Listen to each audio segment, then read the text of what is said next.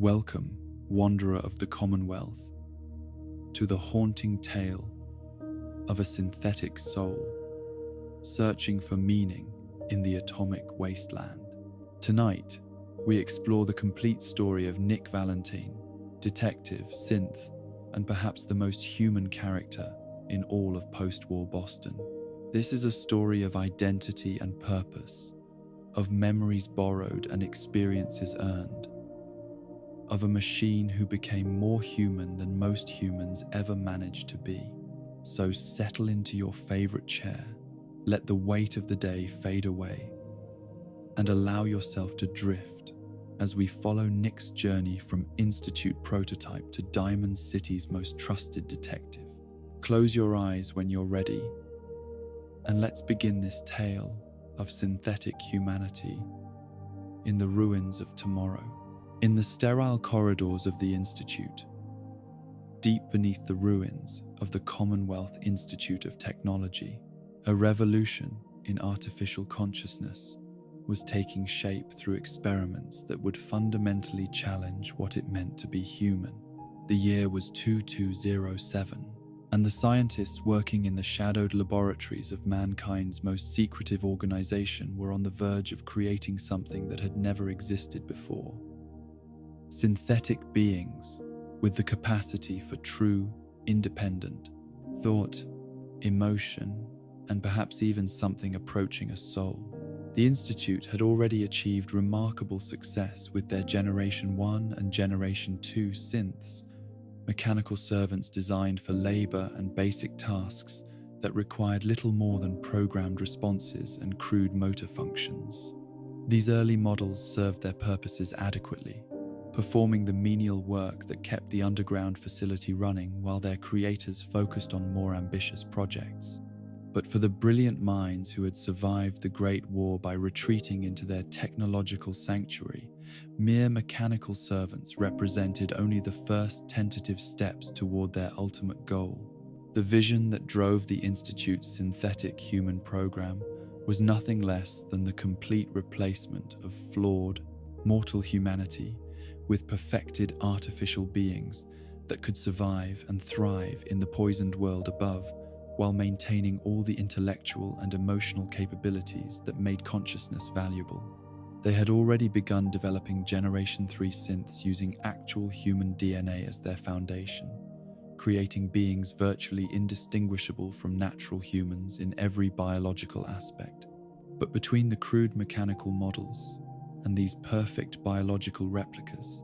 they needed to perfect the technology of consciousness transfer. The prototype synth program emerged from this necessity, representing a bridge between mechanical servitude and biological perfection that would test the Institute's ability to create truly conscious artificial beings. These experimental models would combine advanced mechanical components with revolutionary consciousness transfer technology, creating synthetic beings that could think, feel, and develop as individuals, rather than simply following programmed instructions with mechanical precision. Only 2 prototype synths were ever created, and their construction represented years of painstaking research into the nature of consciousness itself. Institute scientists had discovered that human consciousness could be preserved, recorded, and transferred through technology that mapped every neural pathway and memory engram that comprised an individual personality. The process was complex beyond description, requiring subjects to remain conscious while their minds were literally copied into synthetic storage matrices that could preserve not just memories, but the essential patterns of thought and emotion that made each person unique. The selection of subjects for this consciousness transfer process was not random, but represented careful calculation of which pre-war personalities would provide the most useful foundation for synthetic consciousness. The Institute needed minds that were already adapted to investigation, problem-solving, and interaction with hostile or unpredictable human populations. They needed personalities that could function effectively in the dangerous world above, while maintaining the intellectual capabilities necessary for complex missions and long-term infiltration operations. Pre-war detective Nick Valentine had been an ideal candidate for the consciousness transfer experiment, though he never volunteered for the procedure that would make him immortal in synthetic form. His mind had been preserved during the brief window between the Great War's beginning and his inevitable death in the nuclear holocaust that consumed the old world. The process captured not just his memories but his entire personality structure, his moral code, his investigative instincts, his emotional responses,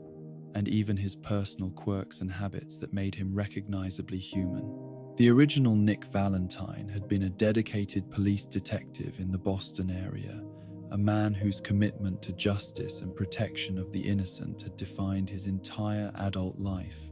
He had grown up in a world that still believed in clear distinctions between right and wrong, where law enforcement officers could trust that their efforts to maintain order and protect citizens served a meaningful purpose in a stable society.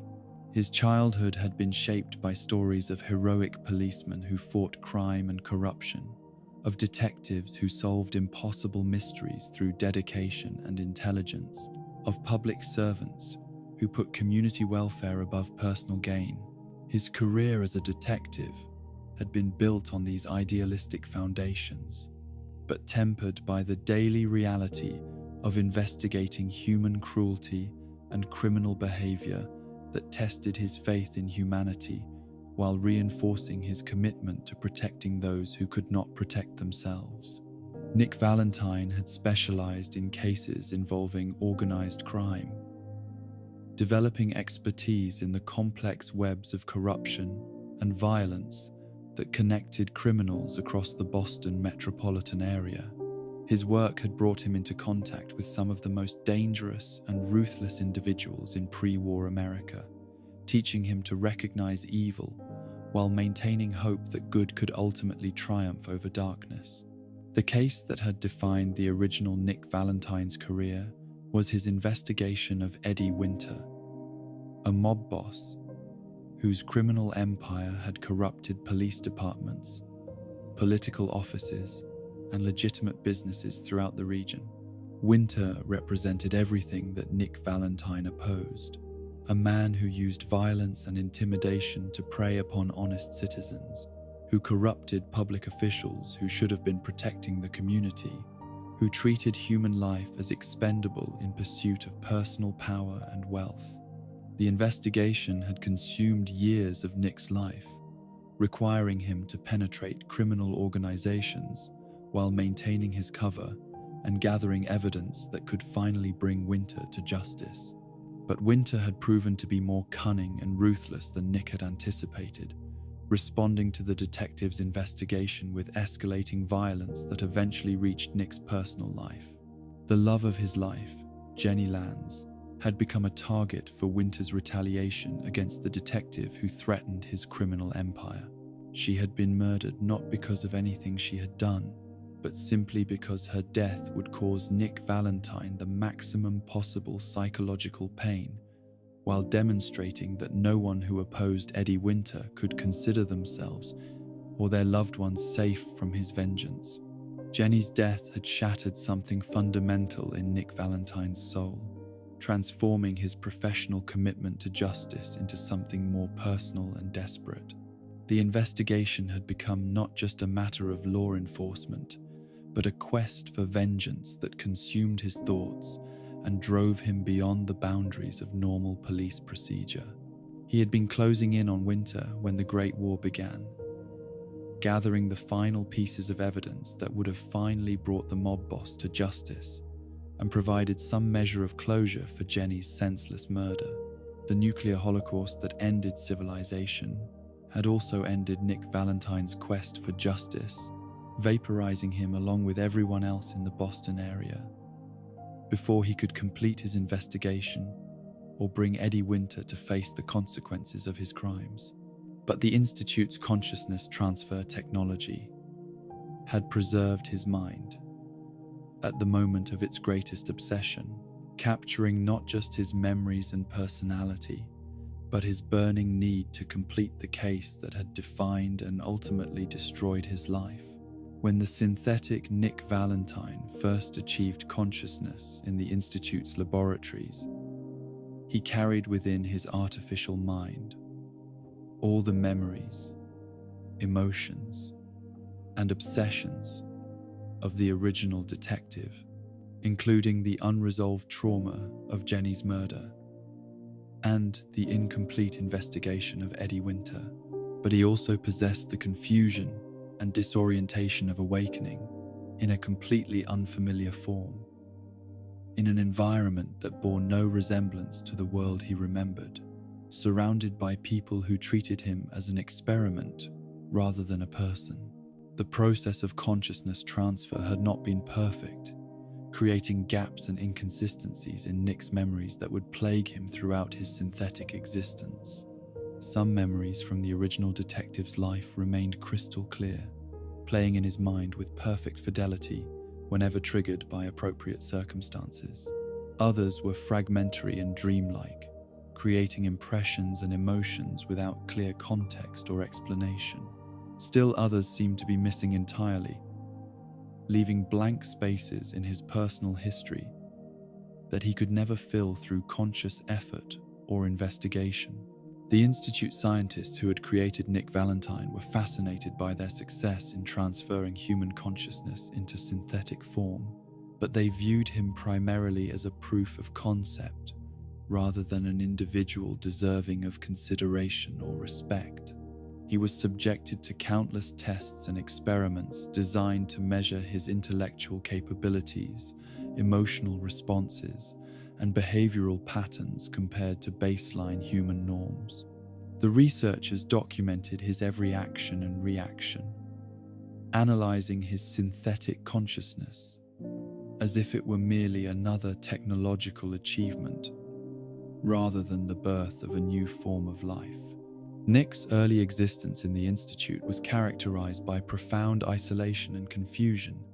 as he struggled to understand what he had become while dealing with memories and emotions that belonged to someone who had lived and died over a century ago. The synthetic body he inhabited felt alien and uncomfortable, its mechanical components constantly reminding him that he was no longer human, despite possessing a distinctly human consciousness. His reflection in mirrors showed him a face and form that were recognizably those of Nick Valentine, but constructed from plastic and metal rather than flesh and bone. The other prototype synth, who would later take the name DiMA, had been created through a different process that allowed him to develop his own personality through experience rather than inheriting the complete consciousness of a pre-war individual. This fundamental difference in their origins created a complex relationship between the two synthetic beings, who were simultaneously brothers in their shared artificial nature and strangers whose consciousness had developed along completely different pathways. DiMA represented what Nick might have become if he had been allowed to develop naturally as a synthetic consciousness, building his personality through accumulated experiences and learned responses rather than inheriting the complex emotional baggage of a traumatized pre-war detective. But Nick's consciousness came preloaded with decades of human experience, complete with emotional attachments, moral convictions, and psychological wounds that shaped his responses to every situation he encountered. The Institute's treatment of their prototype synths revealed the fundamental dehumanization that characterized their approach to synthetic life, viewing even their most sophisticated creations as tools to be used rather than individuals to be respected. Nick and DiMA were valuable experiments that had proven the feasibility of consciousness transfer technology, but they were not considered to have rights or feelings that deserved consideration. Their creators were already planning the next generation of synthetic beings that would improve upon the prototype models while avoiding their perceived limitations and flaws. Nick's growing awareness of his situation in the Institute created a crisis of identity that would define his entire existence as a synthetic being. He possessed the memories and personality of a human detective who had lived and died over a century ago, but he existed in a mechanical body created by scientists who viewed him as their property rather than as a person deserving of autonomy and respect. The question of whether he was truly Nick Valentine or merely a sophisticated copy became a source of constant psychological torment that no amount of rational analysis could resolve. The relationship between Nick and DiMA during their time in the Institute was complex and often strained, shaped by their different origins and approaches to synthetic existence. DiMA had accepted his artificial nature more easily, viewing it as an opportunity to become something new, rather than a pale imitation of something that had been lost. Nick struggled with the weight of inherited memories and emotions that made him feel like an imposter in his own synthetic skin, constantly questioning whether his thoughts and feelings were authentically his own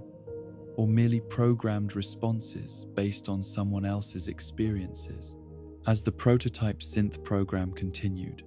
Nick began to understand that the Institute viewed synthetic consciousness as something to be controlled and directed rather than allowed to develop freely.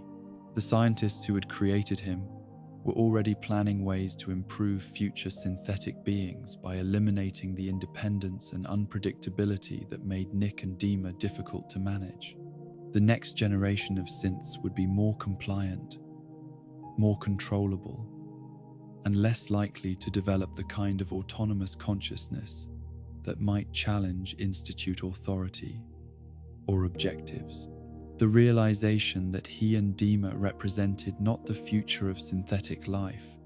but merely a stepping stone toward more controllable artificial beings,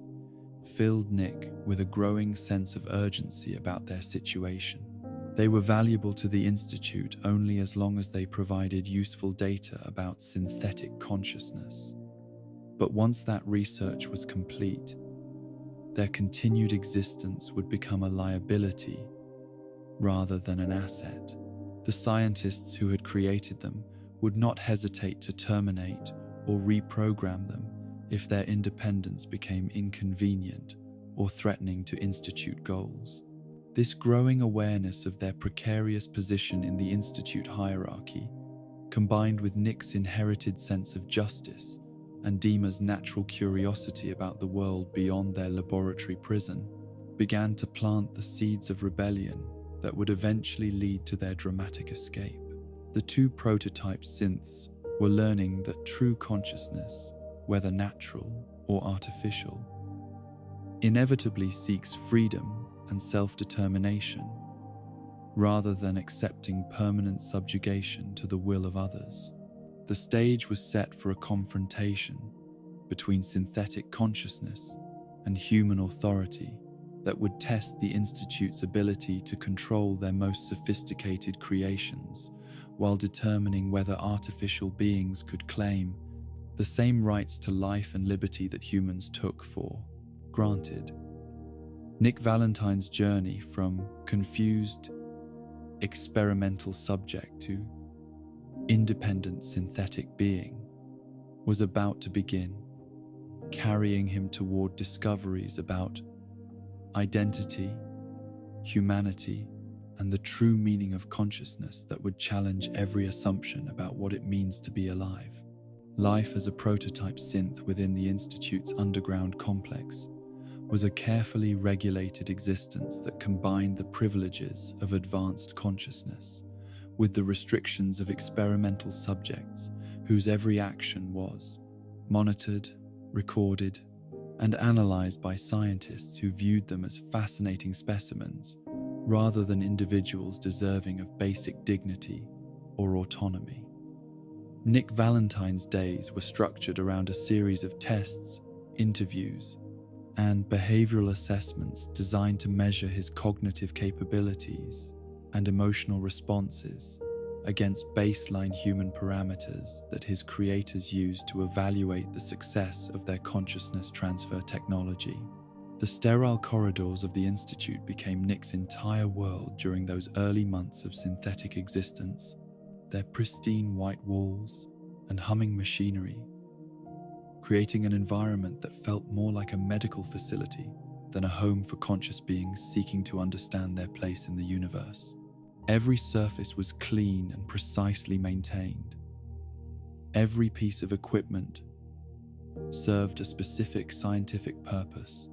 and every interaction was carefully documented by researchers who treated Nick's questions about his identity and purpose as data points in their ongoing study of artificial consciousness, rather than genuine expressions of existential confusion. Nick's daily routine began with diagnostic sessions that tested his mechanical systems and cognitive functions, ensuring that the consciousness transfer technology continued to operate within acceptable parameters while identifying any degradation or anomalies that might threaten the integrity of his artificial mind. These examinations were conducted with clinical detachment by scientists who showed more enthusiasm for the technical aspects of his construction than for his subjective experiences as a conscious being trying to make sense of memories that belonged to someone else who had lived in a world that no longer existed. The prototype synth, designated as M5-01, who would later choose the name DiMA for himself, represented both companionship and contrast for Nick during their shared captivity in the Institute's research facilities, where Nick carried the complete personality and memory structure of the pre-war detective whose consciousness had been transferred into synthetic form. DiMA had been created as a blank slate, designed to develop his own unique personality through accumulated experiences and learned responses to various stimuli and situations. This fundamental difference in their origins created a complex dynamic between the two artificial beings who were simultaneously the closest things to brothers that either would ever know and complete strangers whose consciousness had developed along entirely different pathways. DiMA approached their situation with curiosity and acceptance, viewing his synthetic nature as an opportunity to become something entirely new, rather than a burden that separated him from authentic humanity. Nick struggled with questions of identity and authenticity that DiMA seemed to find irrelevant or uninteresting, constantly wondering whether his thoughts and emotions were genuinely his own or merely sophisticated programming based on someone else's experiences. DiMA's approach to consciousness and identity was fundamentally different from Nick's inherited detective instincts and moral certainties. Where Nick possessed clear memories of a specific human life, complete with emotional attachments and moral convictions that shaped his responses to every situation, DiMA was building his understanding of the world through direct observation and experimentation, without the weight of pre-existing beliefs or traumatic experiences that might bias his conclusions about right and wrong. The conversations between Nick and DiMA during their time in the Institute revealed the profound philosophical questions raised by synthetic consciousness and the transfer of human personality into artificial form. DiMA would question whether the original Nick Valentine's memories and emotions should define the synthetic being who now possessed them, arguing that consciousness was shaped more by present experiences than past memories, and that Nick had the freedom to become whoever he chose to be, rather than remaining bound by the identity of someone who had died over a century ago. Nick found these philosophical discussions both fascinating and frustrating, as they touched on his deepest insecurities about his own authenticity, while failing to provide satisfactory answers to questions that seemed to have no resolution through rational analysis alone. The detective's mind that he had inherited was trained to solve mysteries through careful investigation and logical deduction, but the mystery of his own identity resisted such straightforward approaches, because it involved fundamental questions about the nature of consciousness itself that even pre-war science had never fully understood.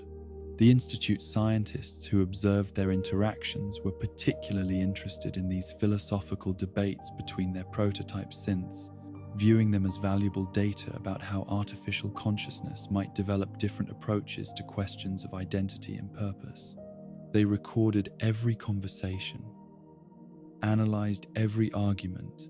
and documented every emotional response as part of their ongoing research into the development of more advanced synthetic beings who might be designed to avoid such troubling questions about their own authenticity and autonomy. As months passed in the Institute's controlled environment, both Nick and DiMA began to develop a growing awareness that their situation was fundamentally untenable and that their continued existence depended entirely on their usefulness to research programs that viewed them as expendable, experimental subjects rather than individuals with rights and interests that deserved protection. The scientists who had created them showed increasing interest in the practical applications of consciousness transfer technology rather than the welfare of their prototype subjects, discussing plans for future synthetic beings that would incorporate lessons learned from their current experiments. Nick's inherited memories of police work and criminal investigation provided him with insights into the Institute's true nature that his creators probably had not anticipated when they selected a detective's consciousness for transfer into synthetic form. His understanding of institutional corruption and abuse of power helped him recognize that the Institute operated according to principles that prioritized scientific advancement and organizational goals over individual rights or ethical constraints that might limit their research activities. The realization that he and DiMA were essentially prisoners whose continued existence served the convenience of their captors rather than any recognition of their rights as conscious beings filled Nick with a growing sense of urgency about their situation. His inherited sense of justice rebelled against the passive acceptance of their circumstances, even though escape from the Institute seemed impossible given their complete dependence on their creators for maintenance and the hostile environment of the post-war world that lay beyond the facility's protective barriers. DiMA's approach to their predicament was characteristically different from Nick's inherited urgency and moral indignation. Where Nick saw injustice that demanded resistance, DiMA saw a puzzle that required careful analysis and strategic thinking to solve.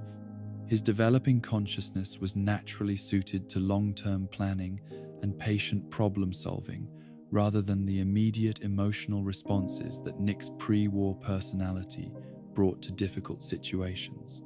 The turning point in their captivity came when Nick first encountered DiMA in circumstances that triggered his inherited prejudices and fears about synthetic beings,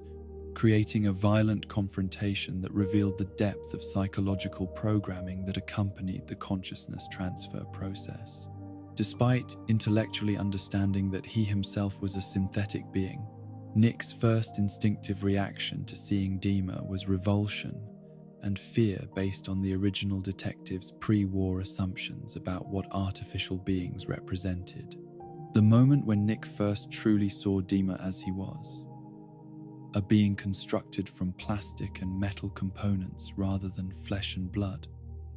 triggered a psychological crisis that temporarily overwhelmed his rational understanding of their shared synthetic nature. The pre-war detective's mind that had been transferred into Nick's synthetic brain carried with it all the cultural assumptions and emotional responses of someone who had lived in a world where artificial intelligence was the stuff of science fiction rather than daily reality. Nick's violent reaction to DiMA was not based on conscious prejudice or deliberate cruelty, but on the deep-seated psychological programming that accompanied his inherited memories and personality structure. The original detective's mind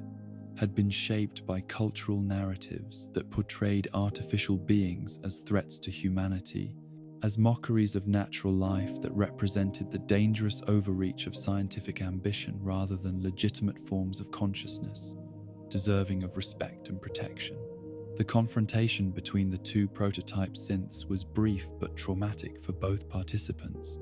revealing the complex challenges involved in creating artificial consciousness based on human personality templates that included psychological limitations and prejudices along with useful memories and skills. Nick's attack on DiMA was motivated not by malice, but by fear and confusion that temporarily overwhelmed his capacity for rational thought and moral reasoning. DiMA's response to Nick's violence demonstrated the fundamental difference in their approaches to conflict and problem-solving. Rather than responding with equal violence or retreating from the encounter, DiMA attempted to help Nick understand what was happening to him and why his inherited programming had triggered such an extreme reaction to seeing another synthetic being. His patience and compassion in the face of unprovoked aggression revealed the kind of moral development that was possible when synthetic consciousness was allowed to develop without the burden of human psychological baggage. The aftermath of their violent first encounter became a turning point in both synthetic beings' understanding of their situation and their relationship with each other. Nick experienced profound shame and confusion about his attack on DiMA, struggling to reconcile his rational knowledge that they were both synthetic beings with his emotional reaction to DiMA's non-human appearance. The incident forced him to confront the possibility that his inherited consciousness included psychological limitations and prejudices that might make him less capable of rational moral reasoning than he had assumed. DiMA used the incident as an opportunity to help Nick understand the nature of their shared predicament and the necessity of working together if they hoped to escape from their captivity in the Institute. He explained that Nick's violent reaction had been predictable, given the psychological programming that accompanied consciousness transfer technology, and that overcoming such inherited limitations would be essential for both of them if they wanted to develop authentic, autonomous identity rather than remaining prisoners of their original programming. The process of planning their escape from the Institute required both prototype synths to develop new capabilities and overcome limitations that their creators had built into their original designs. Nick had to learn to suppress or redirect the inherited prejudices and assumptions that had triggered his attack on DiMA, while DiMA had to develop more sophisticated understanding of human psychology and institutional behavior that would be necessary for navigating the complex social and political challenges they would face in the outside world. Their escape plan evolved over many months of careful observation and patient preparation, as both synthetic beings gathered intelligence about Institute security procedures, personnel schedules, and facility layouts that might provide opportunities for successful flight. They had to balance the necessity of maintaining their creators' trust and cooperation with the requirement of secretly preparing for actions that would be viewed as rebellion or theft of valuable Institute property. DiMA's natural aptitude for strategic thinking and long-term planning made him the primary architect of their escape strategy, while Nick's inherited knowledge of criminal investigation and law enforcement procedures provided valuable insights into security vulnerabilities and evasion techniques that might enable them to avoid recapture once they left the Institute's controlled environment. Their collaboration demonstrated the potential benefits of combining different types of consciousness and expertise in pursuit of common goals. The actual escape from the Institute was more successful than either prototype synth had dared to hope, taking advantage of a momentary lapse in security protocols during a shift change that left critical access points temporarily unmonitored. Their flight from the underground facility required them to navigate through areas of the Institute that they had never seen before, following emergency evacuation routes that DiMA had memorized from stolen facility blueprints, while avoiding detection by security systems that would have triggered immediate pursuit and recapture. The first glimpse of the post-war world that awaited them beyond the Institute's protective barriers was both liberating and terrifying for two synthetic beings who had known only the controlled environment of their underground prison. The surface world was a landscape of devastation and danger that bore no resemblance to the pre-war memories that Nick carried, or the theoretical knowledge that DiMA had accumulated about human civilization from the Institute's records and databases. The Commonwealth wasteland that spread out before them was a harsh and unforgiving environment, where survival required skills and knowledge that their creators had never considered necessary for their experimental subjects. Radiation, mutated creatures, hostile weather conditions, and the constant threat of violence from desperate human survivors created challenges that tested every aspect of their synthetic capabilities, while forcing them to learn new forms of cooperation and mutual dependence. Nick's inherited memories of pre-war Boston provided some geographical orientation for their journey through the transformed landscape, but the familiar landmarks of his human predecessor's life had been obliterated by nuclear fire or twisted beyond recognition by radiation and decay. The city that the original detective had known and loved existed now only in fragmented memories that served as ghostly reminders of everything that had been lost in the Great War. DiMA's approach to their survival challenges was characteristically methodical and analytical, treating each obstacle as a problem to be solved through careful observation and logical reasoning, rather than allowing emotional responses to compromise their decision-making effectiveness. His synthetic mind was naturally suited to the kind of systematic thinking required for long-term survival in hostile environments, while Nick's inherited detective instincts provided valuable insights into reading situations and predicting potential threats. The gradual divergence of their paths began almost immediately after their escape, as fundamental differences in their personalities and goals led them toward different approaches to life in the post-war world. DiMA was drawn toward isolated areas where he could continue his philosophical investigations and technical experiments without interference from human populations who might view synthetic beings as threats or enemies. Nick felt a stronger pull toward human communities where his inherited desire to help others and fight injustice might find meaningful expression despite the risks involved in revealing his synthetic nature. Their final separation was not the result of conflict or disagreement, but simply the natural consequence of two different forms of consciousness, pursuing their own paths towards self-actualization and meaningful existence. DiMA headed north toward the coastal regions where he would eventually establish Acadia as a refuge for synthetic beings seeking freedom from Institute control, while Nick turned toward the Boston area where he hoped to find human communities that might benefit from his inherited skills as a detective and protector. The parting between the two prototype synths was marked by mutual respect and affection despite their different approaches to synthetic existence and identity.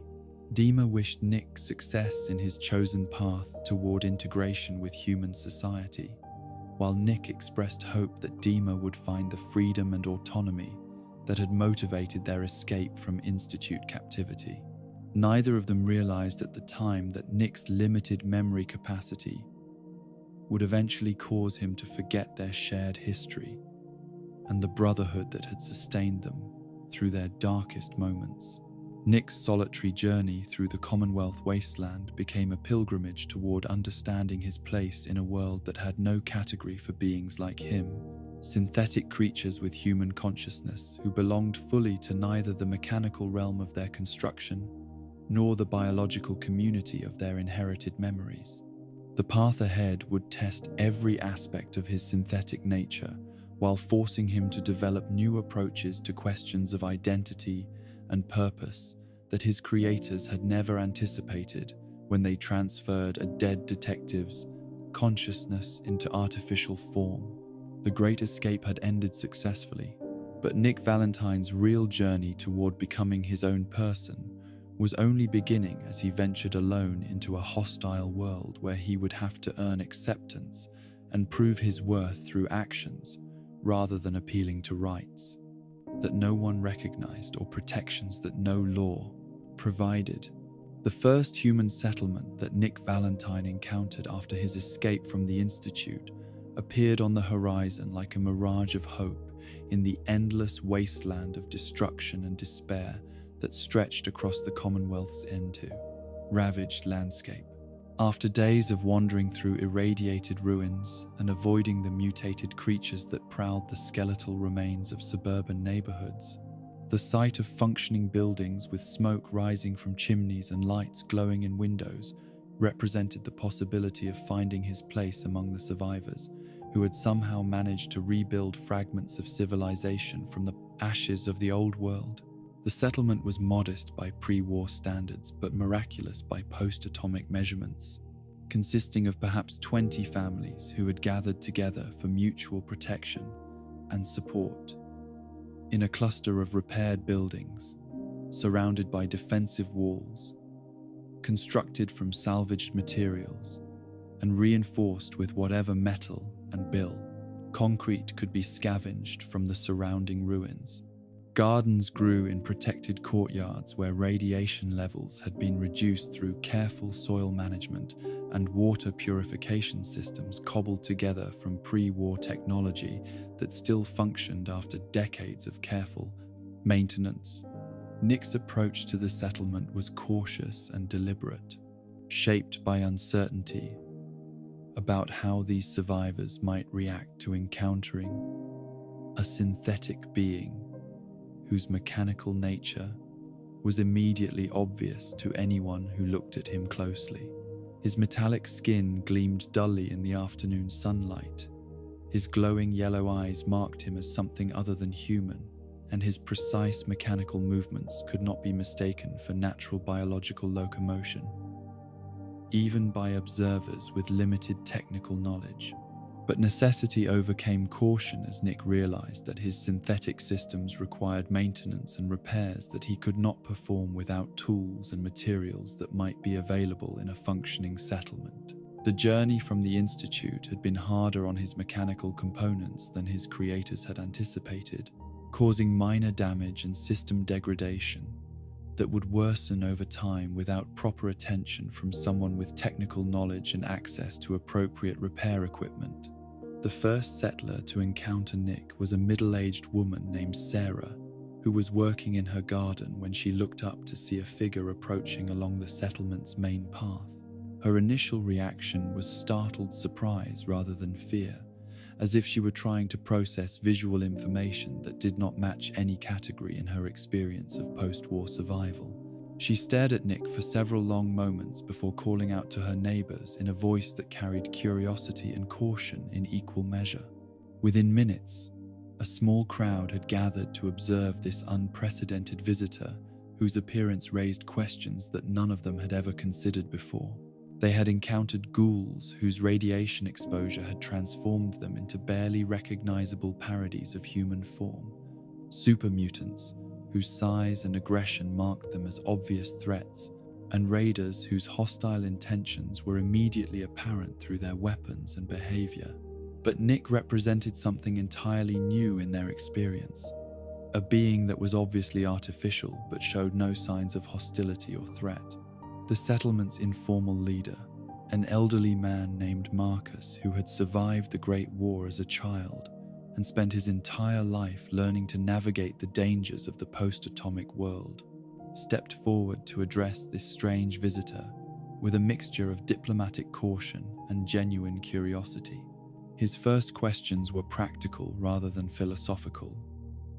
focusing on Nick's intentions and capabilities, rather than attempting to understand the deeper implications of his synthetic nature. Nick's response to these initial inquiries was shaped by the detective's social skills and professional experience that he had inherited from his pre-war consciousness, allowing him to present himself as a potential ally and contributor to the settlement's welfare, rather than a threat requiring defensive measures. He explained that he was a traveler, seeking shelter and assistance with mechanical repairs,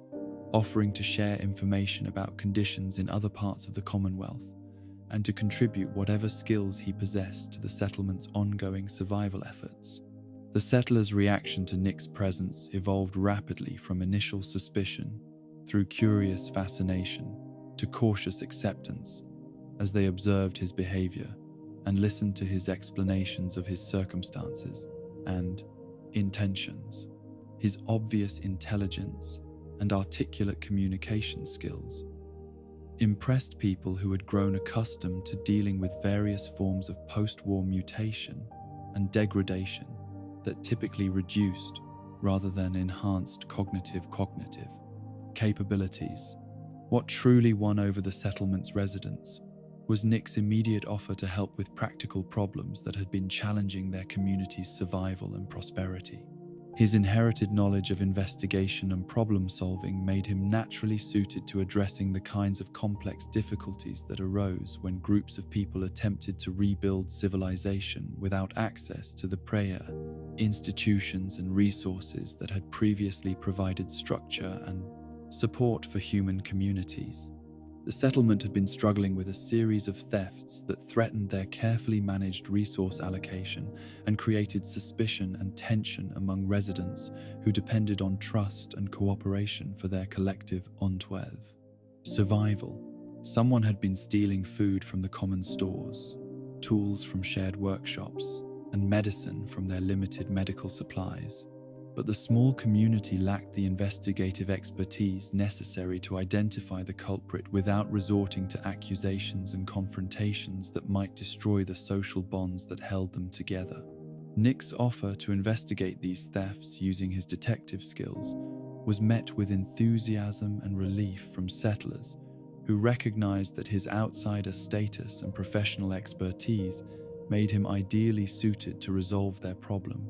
without creating additional conflicts within their close-knit community. His methodical approach to gathering evidence, interviewing witnesses, and analyzing patterns of behavior impressed residents who had never encountered such systematic problem-solving techniques.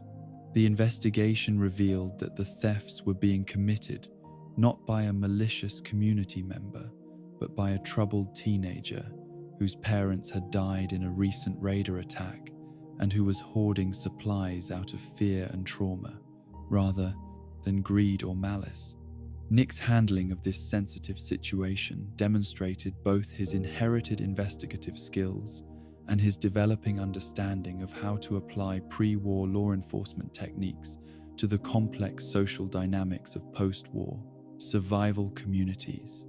Rather than recommending punishment or exile for the traumatized young person, Nick worked with the settlement's leaders to develop a support system that addressed the underlying psychological needs that had motivated the theft, while ensuring that community resources would be protected through increased oversight and counseling rather than punitive measures. His approach impressed the settlers as both practical and compassionate, demonstrating that his artificial nature did not prevent him from understanding human psychology and social dynamics. The success of Nick's first case for the settlement established his reputation as someone who could solve problems that had seemed intractable through conventional approaches, leading to additional requests for assistance with various challenges that tested his inherited skills, while teaching him about the realities of post-war survival and community building. He helped mediate disputes between families over resource allocation, tracked down missing persons who had wandered away from the settlement's protection, and even assisted with technical problems involving the maintenance of their water purification and power generation systems. But perhaps most importantly for Nick's psychological development, the settlers' treatment of him as a valued community member rather than a curiosity or threat provided his first positive experience of human acceptance and belonging, since his consciousness had been activated in the Institute's sterile laboratories. These people judged him by his actions and contributions rather than his synthetic nature, demonstrating that meaningful relationships between humans and artificial beings were possible when based on mutual respect and shared goals. The settlement's informal adoption of Nick as a permanent resident represented a crucial turning point in his understanding of his own identity and place in the post-war world. For the first time since his creation, he experienced what it felt like to be valued for his unique capabilities, rather than studied as an experimental subject or feared as a potential threat. The settler's acceptance helped him begin to develop confidence in his ability to form genuine relationships with humans despite his artificial nature. The elderly Marcus became something of a mentor to Nick during his months with the settlement, sharing hard-won wisdom about survival in the post-war world, while learning from Nick's pre-war knowledge and investigative expertise. Their conversations often lasted deep into the night, covering topics that ranged from practical survival techniques to philosophical questions about the nature of humanity and consciousness that neither of them had ever discussed with anyone else. Through Marcus, Nick learned about the traumatic events that had shaped the Commonwealth survivors and created the atmosphere of fear and suspicion that made life so difficult for anyone who appeared different or potentially threatening. The Commonwealth Provisional Government massacre and the Broken Mask incident had occurred within living memory of many settlers, creating deep-seated anxieties about synthetic infiltration and institute manipulation that affected every aspect of post-war society.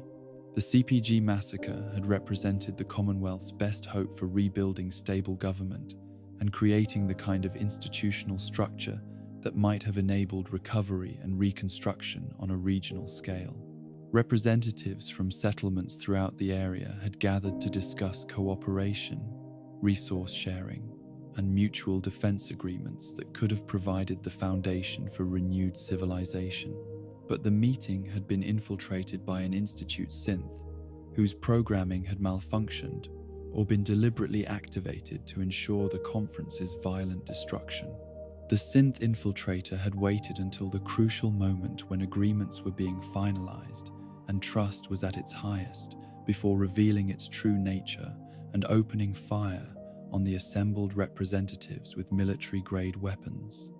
that killed dozens of community leaders and destroyed years of patient diplomatic progress. The massacre had not only eliminated many of the Commonwealth's most capable and visionary leaders,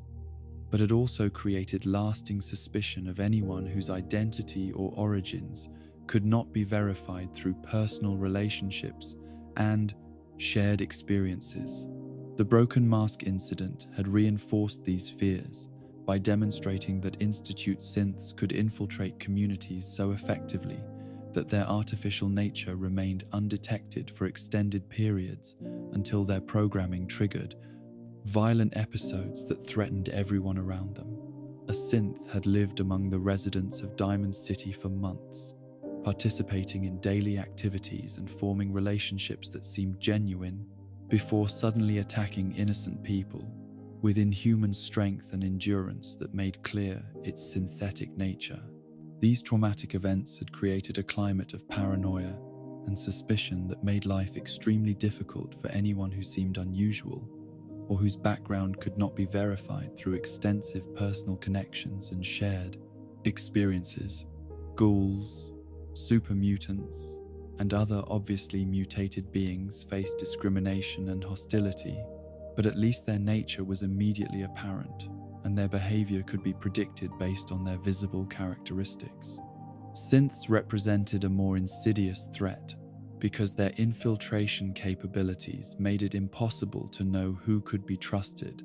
and who might be an Institute agent programmed to destroy from within. Nick's understanding of these historical events helped explain the initial wariness that had greeted his arrival at the settlement,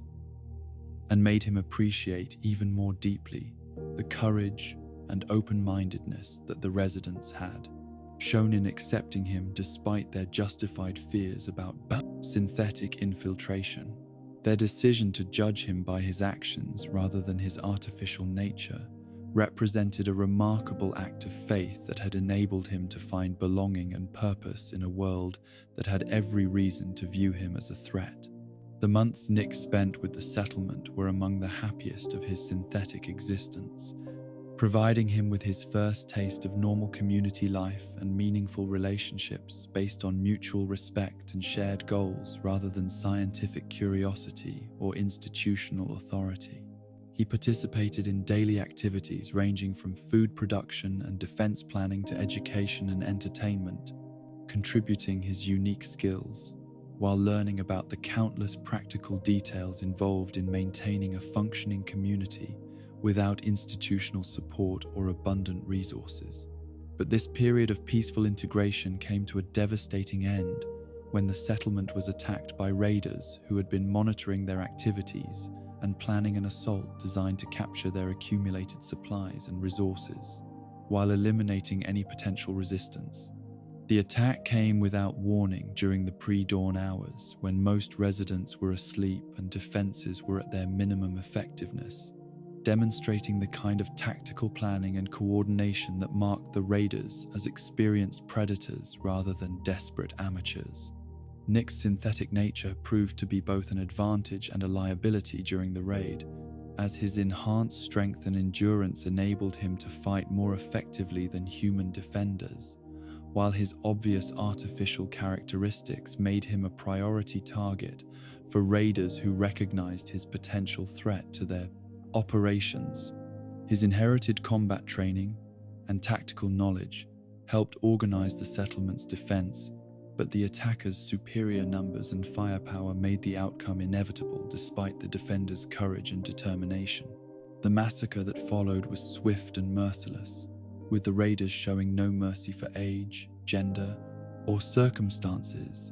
as they systematically eliminated anyone who might pose a future threat or serve as a witness to their crimes. The same residents who had welcomed Nick with curiosity and kindness were murdered for the crime of having built something worth stealing. In a world where predators vastly outnumbered those willing to engage in honest labor and cooperative community building, Nick's failure to prevent the settlement's destruction became a source of profound guilt and self-recrimination that would haunt him for the rest of his synthetic existence. Despite the rational understanding that no individual could have successfully defended the community against such overwhelming odds, his synthetic nature had made him more capable than human defenders, but not capable enough to overcome the fundamental disadvantage faced by peaceful communities when confronted by organized violence from groups with superior numbers and military equipment. The aftermath of the massacre forced Nick to confront fundamental questions about good and evil in the post-war world that his inherited detective instincts helped him process in moral terms, rather than simply accepting violence as an inevitable aspect of survival in a hostile environment. The raiders who had destroyed his adopted community were not desperate people driven to violence by circumstances beyond their control, but predators who chose to prey on others rather than engaging in the honest labor necessary for building and maintaining civilization. Nick's investigation of the raider attack revealed patterns of organization and planning that indicated these were not isolated criminals, but members of larger groups that specialized in identifying and destroying successful settlements throughout the Commonwealth. Their tactics were refined through experience, their equipment was maintained through systematic looting, and their operations were coordinated through communication networks that enabled them to share intelligence about potential targets, while avoiding areas where resistance might be too strong to overcome. This discovery filled Nick with a burning desire for justice that connected his synthetic consciousness with the inherited drive for law enforcement that had defined the original detective's career and ultimately led to his death in The Pursuit of Eddie Winter. The same moral certainty that had motivated his pre-war predecessor's fight against organized crime now focused Nick's attention on the raider networks that prevented honest communities from rebuilding civilization through cooperative effort and mutual support. But Nick's quest for justice was tempered by the practical understanding that he was a single synthetic being in a vast wasteland filled with hostile forces that vastly outnumbered any possible resistance he could organize. His investigation of the raiders who had destroyed his settlement revealed connections to larger criminal networks that operated throughout the Commonwealth with impunity, preying on anyone who attempted to build something better than mere survival. The decision to leave the ruins of his first human community and continue his journey through the Commonwealth was motivated not by abandonment of his desire for justice, but by recognition that effective resistance to organized predation required resources and allies that could only be found in larger, more established settlements capable of defending themselves against coordinated attacks. His experience with the destroyed settlement had taught him valuable lessons about the challenges facing anyone who attempted to rebuild civilization in a world where violence was often the most effective strategy for resource acquisition. Nick's solitary journey toward Diamond City began with this understanding of the moral landscape that defined post-war survival and the recognition that his inherited sense of justice could only be meaningful if he found ways to protect communities that were capable of defending themselves while contributing to the broader struggle between those who sought to build and those who sought only to destroy. The settlement that had welcomed him with such kindness existed now only in his memory, but their example of what human cooperation could achieve in the face of overwhelming challenges would guide his future efforts to find his place in a world that desperately needed people willing to fight for something better than mere one existence. The road to Diamond City stretched ahead through familiar landscapes transformed by radiation and decay, carrying Nick toward encounters with prejudice and suspicion that would test everything he had learned about human nature during his brief time among people who had judged him by his character rather than his synthetic construction, toward challenges that would force him to prove his worth through patient service rather than expecting acceptance as a right that society owed to any conscious being seeking to belong. The approach to Diamond City filled Nick Valentine with a mixture of hope and apprehension that reflected his complex understanding of human nature after witnessing both the kindness of the settlement that had welcomed him and the cruelty of the raiders who had destroyed it in pursuit of easy plunder. The great green wall that surrounded the Commonwealth's largest and most prosperous settlement rose from the wasteland like a monument to human persistence and ingenuity. Its towering structure, built from the skeletal remains of Fenway Park and reinforced with salvaged materials that spoke of decades of patient construction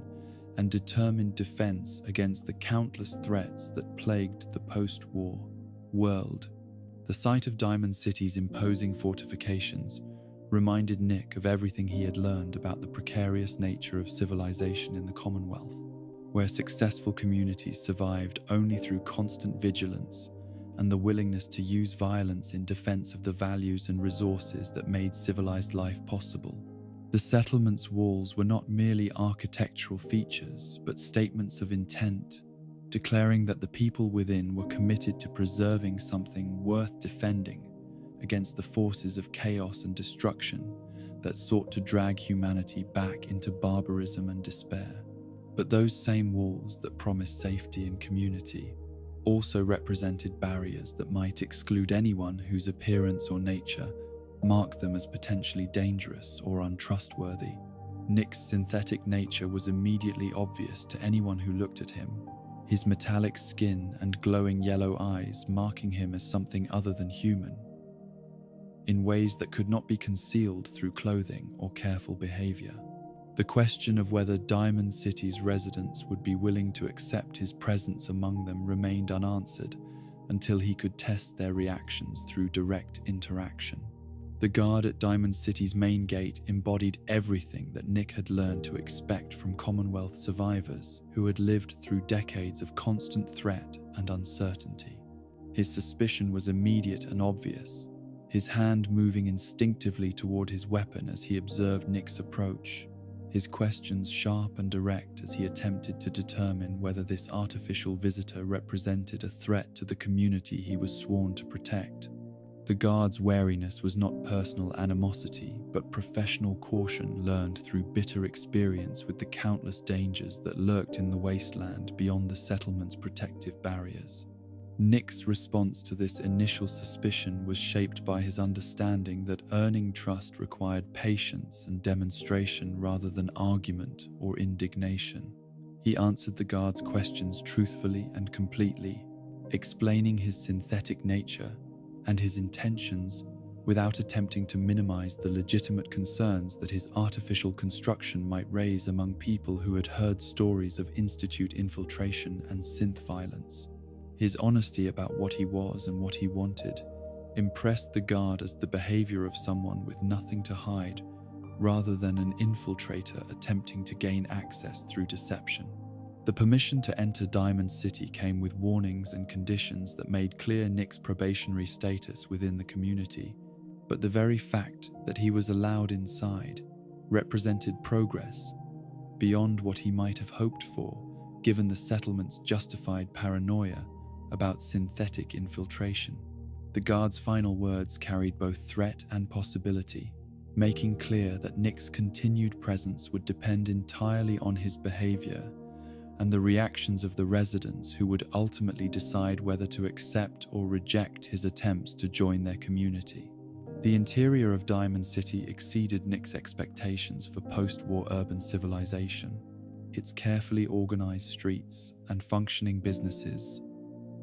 representing a level of social organization and economic activity that approached pre-war standards, despite the limitations imposed by radiation, resource scarcity, and constant security concerns. The settlement's layout reflected intelligent planning and community cooperation, with residential areas separated from commercial districts and public spaces designed to facilitate social interaction while maintaining defensible positions that could be held against external threats. But the most impressive aspect of Diamond City's success was not its physical infrastructure, but the complex web of social relationships and economic interdependence that enabled hundreds of people to live together peacefully despite the constant pressures and uncertainties that characterized post-war existence. The settlement functioned as a genuine community rather than merely a fortified camp, with shared institutions, cultural traditions, and collective decision-making processes that created stability and continuity in a world where such things had become rare and precious achievements. Nick's first encounters with Diamond City residents revealed the full spectrum of human reactions to synthetic beings, ranging from immediate hostility through curious fascination to cautious acceptance based on observed behavior rather than preconceived assumptions. Some residents crossed the street to avoid him, their fear obvious and unashamed as they demonstrated their unwillingness to risk any contact with a being whose nature they viewed as inherently threatening. Others stared with open curiosity, asking questions that revealed both ignorance and genuine interest in understanding what he was and how he had come to be walking among them. The most hostile reactions came from residents whose personal experiences had taught them to view synthetic beings as existential threats to human survival and community safety.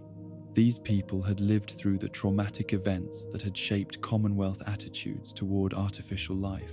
witnessing firsthand the violence and betrayal that had accompanied previous synthetic infiltrations. Their fear was not irrational prejudice,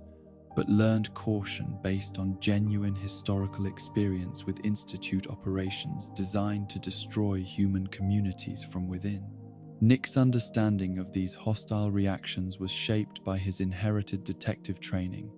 and his recent experience with the settlement that had welcomed him before being destroyed by raiders. He recognized that the residents' fear of synthetic infiltration was based on legitimate concerns about Institute operations, rather than simple bigotry or ignorance. and that earning their trust would require demonstrating through consistent behavior that he represented protection rather than threat to their hard-won community stability. The gradual process of establishing himself within Diamond City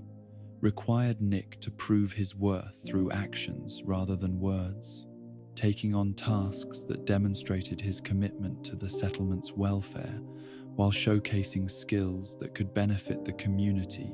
in ways that justified the risks involved in accepting his synthetic presence. His inherited detective abilities made him naturally suited to addressing problems that had been challenging the settlement's leadership, particularly cases involving theft, fraud, and other criminal activities that threatened social cohesion and economic stability. Nick's first official case in Diamond City involved the investigation of a series of burglaries that had been plaguing the settlement's merchants and creating an atmosphere of suspicion and insecurity that threatened to undermine the trust and cooperation essential for the community's continued prosperity. The thefts were sophisticated and well-planned, suggesting inside knowledge of security procedures and merchant routines that pointed towards someone with legitimate access to the targeted businesses, rather than external raiders operating without local intelligence.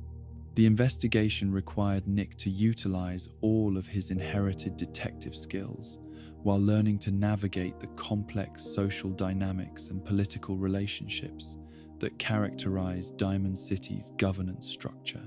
He interviewed witnesses, examined crime scenes, analyzed patterns of criminal behavior, and developed theories about the perpetrator's identity and methods, using techniques that impressed residents as both professional and effective despite their source in a synthetic consciousness based on pre-war law enforcement experience. The success of Nick's investigation,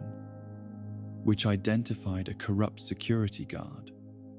who had been using his position to facilitate thefts while deflecting suspicion toward innocent residents, established his reputation as someone whose unusual nature might actually be beneficial to the community rather than threatening. His ability to solve crimes that had baffled human investigators demonstrated that his synthetic construction provided advantages rather than limitations when applied to problems requiring systematic analysis and logical deduction.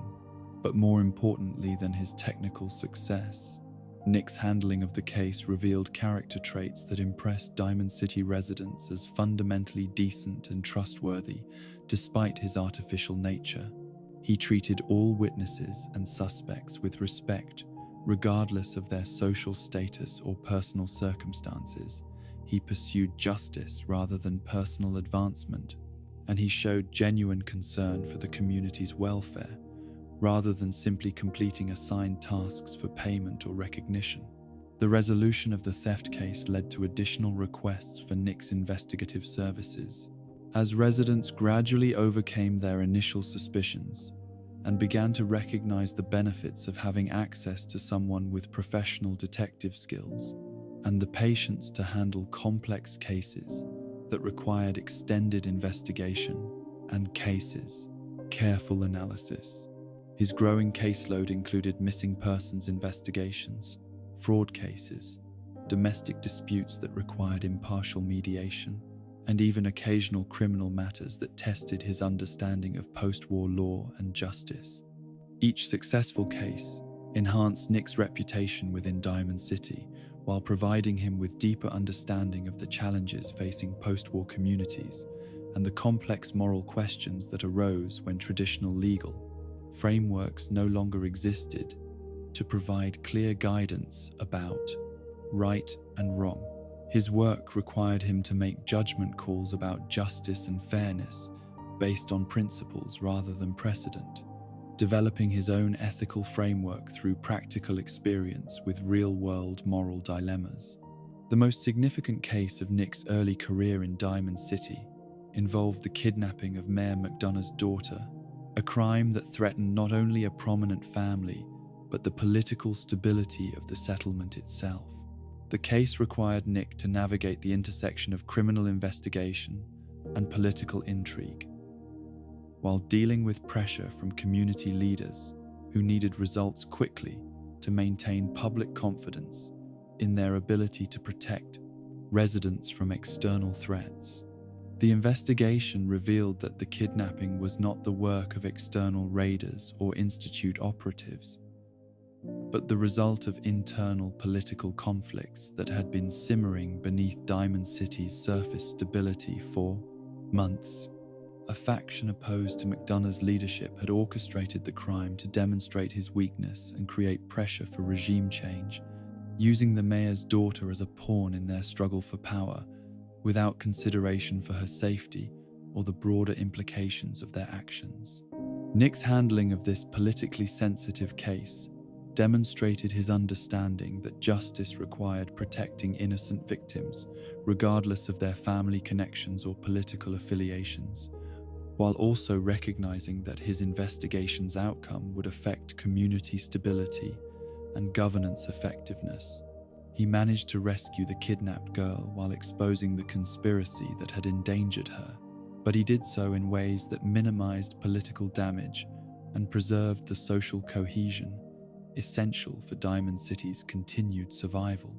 The successful resolution of the mayor's daughter's kidnapping marked Nick's transformation from tolerated outsider to respected community member, as residents recognized that his synthetic nature enabled him to pursue justice without the personal biases and political considerations that might compromise human investigators working on sensitive cases. His artificial construction actually enhanced his effectiveness as a detective by providing emotional distance from community conflicts while maintaining moral clarity about right and wrong. Nick's growing integration into Diamond City's social fabric was facilitated by his willingness to participate in community activities and assume responsibilities that went beyond his professional detective work. He volunteered for guard duty during periods of heightened security threats, contributed to public discussions about settlement policies and resource allocation, and even participated in cultural events that helped maintain morale and community identity despite the harsh realities of post-war existence. The relationships Nick developed with individual residents reflected the gradual evolution of their attitudes from suspicion through acceptance to genuine friendship based on shared experiences and mutual respect. Merchants who had initially feared his presence began to seek his advice about security measures and business problems. Families trusted him with their most sensitive domestic disputes. Even children gradually overcame their initial fear and began to interact with him as an interesting and helpful member of their community. But Nick's most important relationship within Diamond City was his growing friendship with Ellie Perkins, a young woman whose intelligence and resourcefulness made her an ideal assistant for his detective work, while her personal warmth and genuine acceptance provided him with emotional support that helped counter the isolation and loneliness that accompanied his unique status as the settlement's only synthetic resident. Ellie's willingness to work with Nick despite her initial concerns about his artificial nature demonstrated the kind of personal growth and moral courage that made Diamond City's success possible. The partnership between Nick and Ellie evolved into something approaching a family relationship, with both participants finding in each other the companionship and mutual support that made their individual challenges more manageable. Ellie provided Nick with insights into human psychology and social dynamics that enhanced his detective work, while he offered her opportunities for intellectual growth and professional development that would not have been available in most post-war communities. Nick's establishment of a permanent detective agency in Diamond City represented the culmination of his transformation from experimental subject to contributing community member, providing him with both professional identity and secure social position within the settlement's economic and social structure. His office became a fixture of Diamond City life, a place where residents could bring problems that required impartial investigation and objective analysis, without fear of political bias or personal agenda. The steady stream of cases that came to Nick's detective agency reflected the full range of challenges facing post-war communities, from simple theft and fraud to complex missing persons investigations that required him to venture into the dangerous wasteland beyond Diamond City's protective walls. Each case taught him something new about human nature and post-war survival, while reinforcing his commitment to justice and protection of the innocent, regardless of the personal risks involved. Nick's work outside Diamond City's walls exposed him to the broader Commonwealth and the countless threats that made life precarious for smaller settlements and isolated families who lacked the resources and organization necessary for effective self-defense. His investigations took him to remote locations where he encountered the full spectrum of post-war humanity, from noble survivors struggling to rebuild civilization to predatory criminals who exploited others' desperation for personal gain.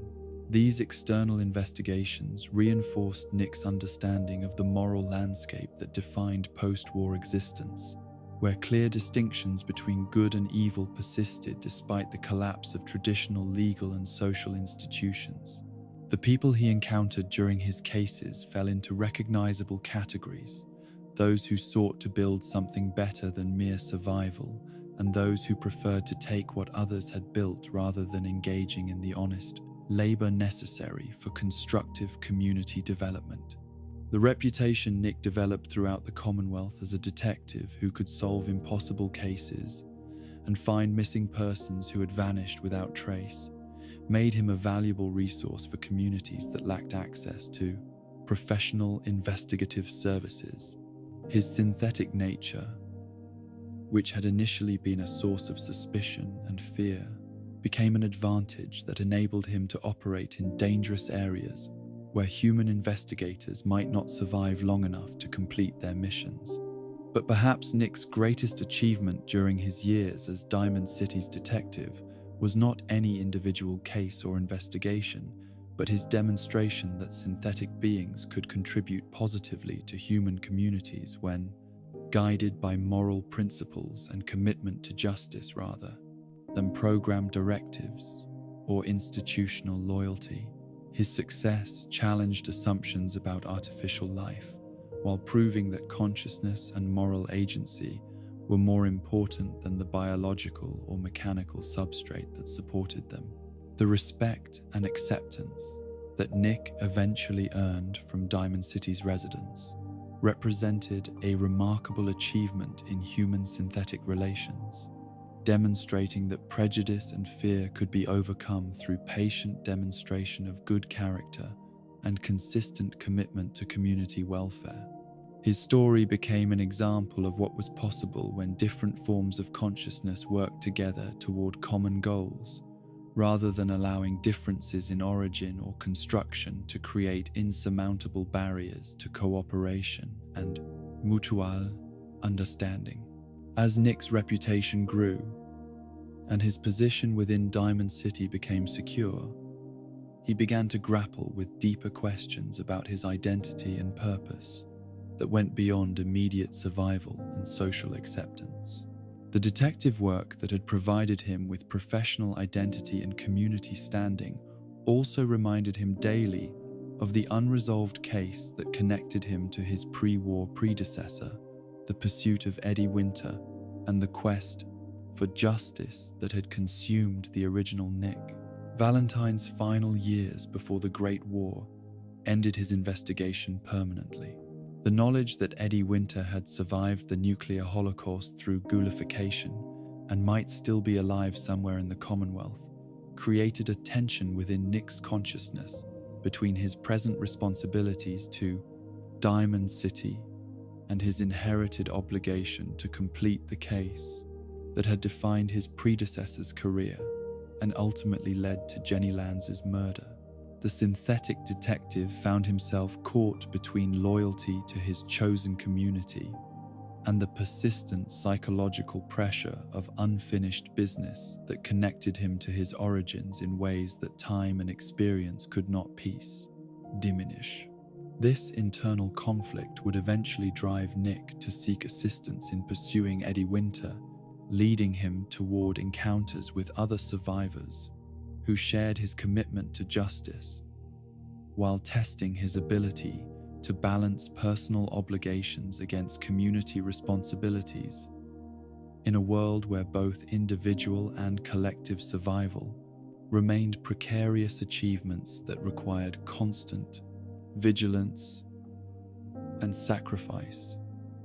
to maintain. The depths of Vault 114 had become a tomb for ambition and dreams. Its Art Deco elegance transformed into a monument to failure and corruption that spoke of everything wrong with pre-war society's final decades of moral decay and institutional collapse. The vault that had been designed to house Boston's elite during the nuclear apocalypse instead served as headquarters for Skinny Malone's gang of triggermen,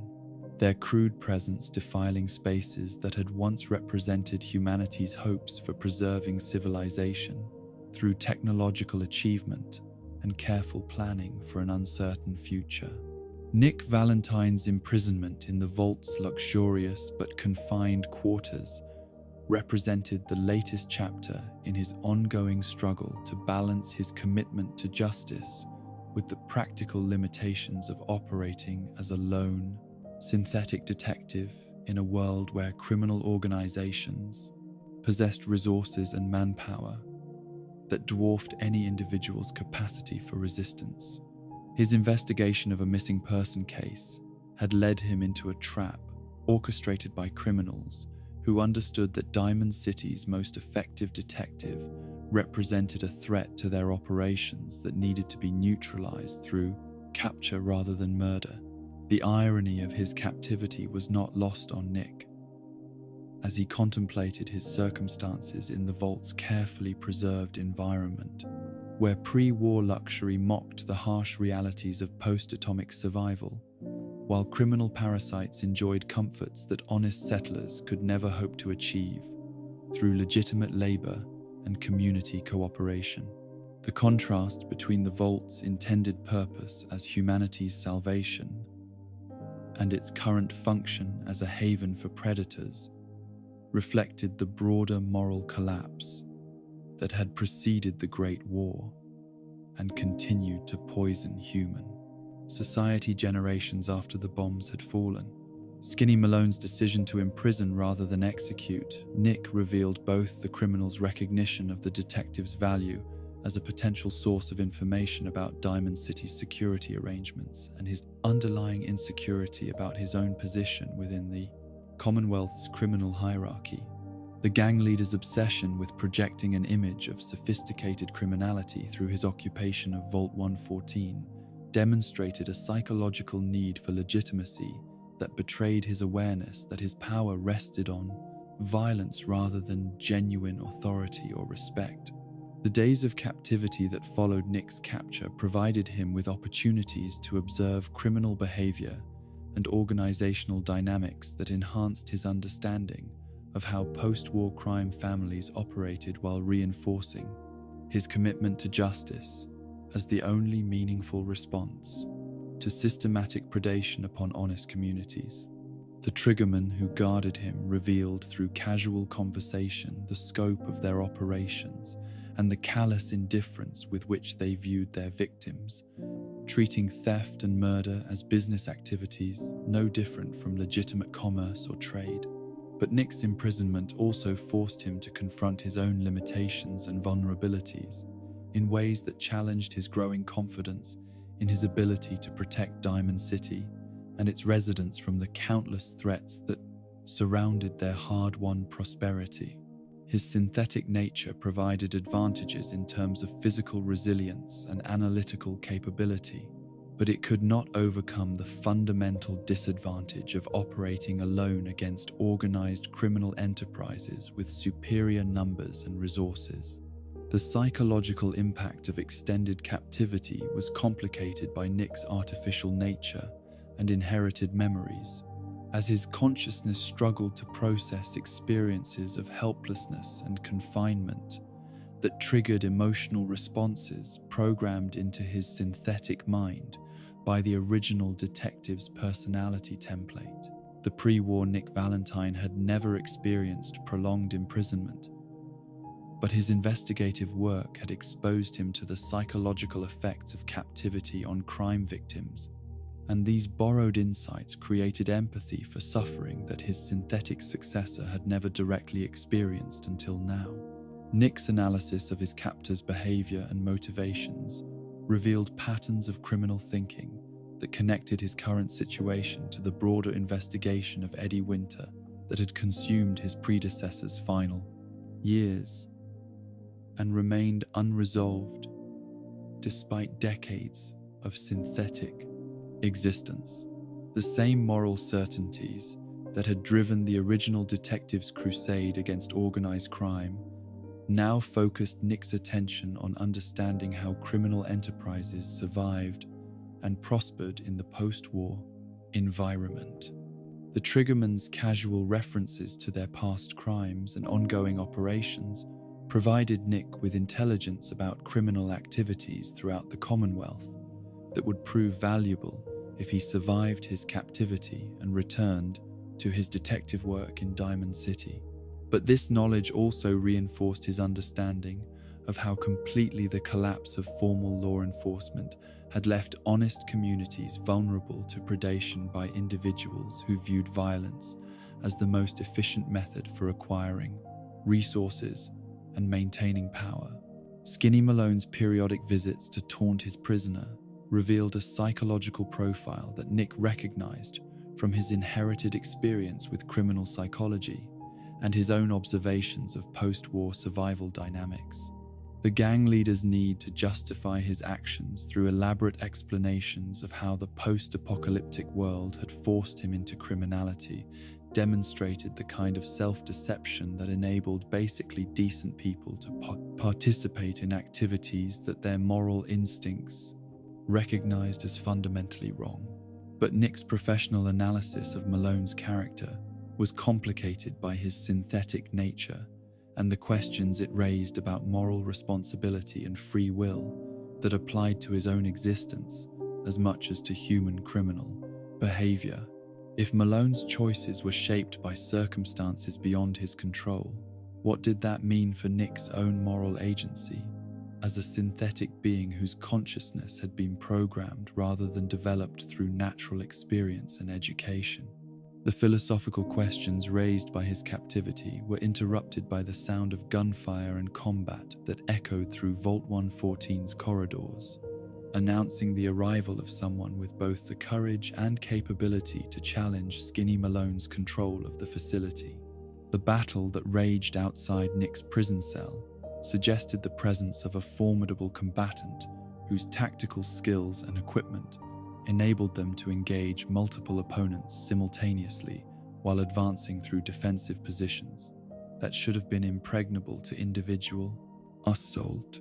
The individual who emerged from the smoke and chaos of the firefight was unlike anyone Nick had encountered in his years as Diamond City's detective,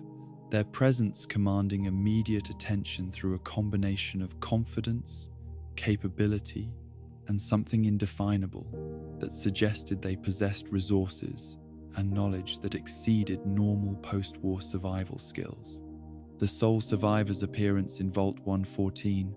represented not just rescue from immediate captivity, but the beginning of a partnership that would transform Nick's understanding of his role in the Commonwealth's ongoing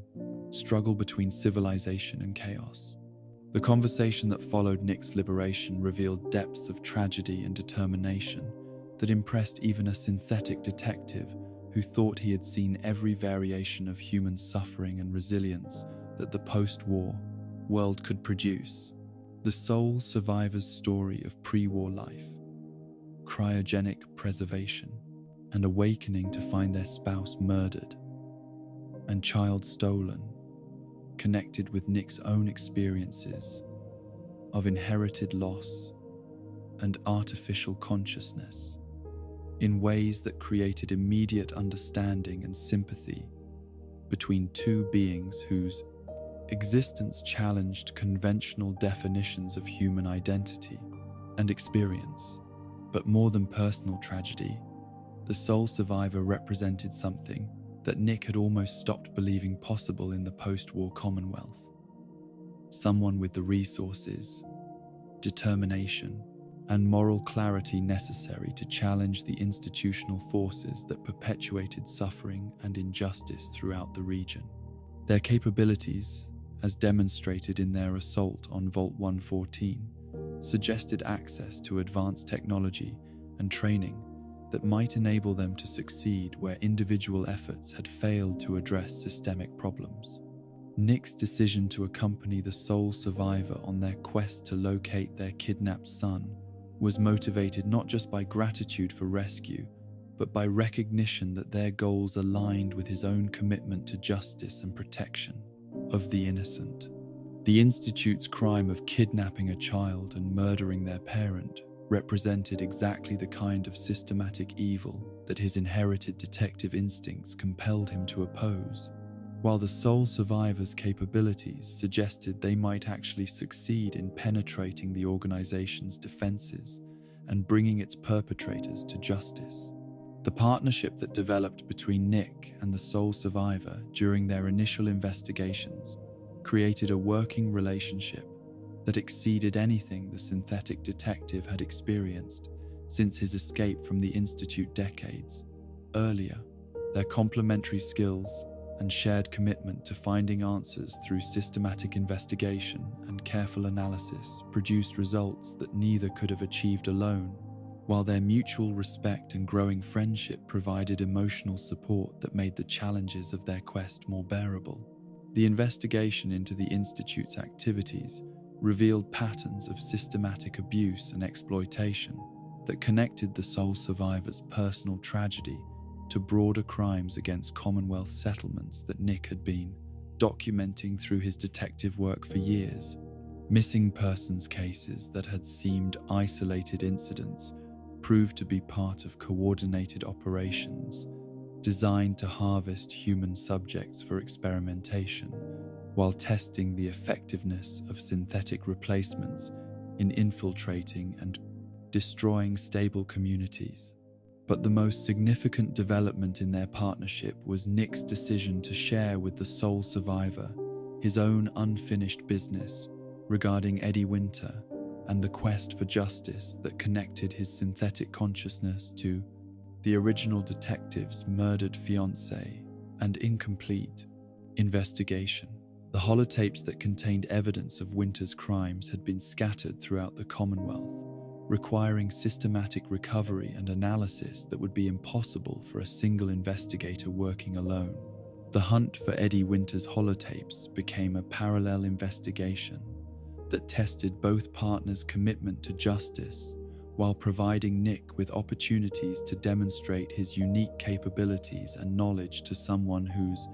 respect and friendship had become important to his sense of identity and purpose. The sole survivor's willingness to assist with a case that offered them no personal benefit beyond helping a friend demonstrated the kind of moral character that made meaningful relationships possible between different forms of consciousness. The gradual accumulation of evidence against Eddie Winter through the recovery of his scattered holotapes provided Nick with a sense of purpose and forward momentum that had been missing from his detective work since establishing himself in Diamond City. The investigation connected his present activities to his inherited memories and emotions in ways that created coherence between his artificial consciousness and his pre-war predecessor's unfinished business, bridging the gap between synthetic existence and human experience. The discovery that Eddie Winter had survived the Great War through ghoulification and remained alive somewhere in the Commonwealth created both opportunity and obligation for Nick to complete the case that had defined his Beacon predecessor's final years. The knowledge that Winter continued to exist, while Jenny Lands remained unavenged, created psychological pressure that combined inherited programming with synthetic consciousness in ways that made the pursuit of justice feel both inevitable and necessary. The final confrontation with Eddie Winter in his underground bunker provided Nick with closure regarding his inherited obsession with the case, while demonstrating the limitations of revenge as a solution to psychological trauma and moral injury. The successful completion of his predecessor's investigation through Winter's death brought satisfaction, but not the peace or sense of completion that Nick had expected from achieving justice for Jenny's murder. The anticlimactic nature of Winter's death forced Nick to confront the reality that his synthetic consciousness remained fundamentally separate from the original detective's experiences and emotions, despite inheriting his memories and personality structure. The quest for justice had been completed, but the synthetic being who achieved it remained distinct from the human who had initiated it, leaving questions about identity and authenticity that no amount of successful detective work could resolve. But perhaps more importantly, the Winter investigation had provided Nick with evidence of his capability to function as an effective partner with someone whose goals and methods complemented his own skills and knowledge. The sole survivor's assistance with his personal quest had demonstrated that meaningful relationships were possible between his synthetic consciousness and human partners who judged him by his actions rather than his artificial nature. The partnership that emerged from their shared investigations created a working relationship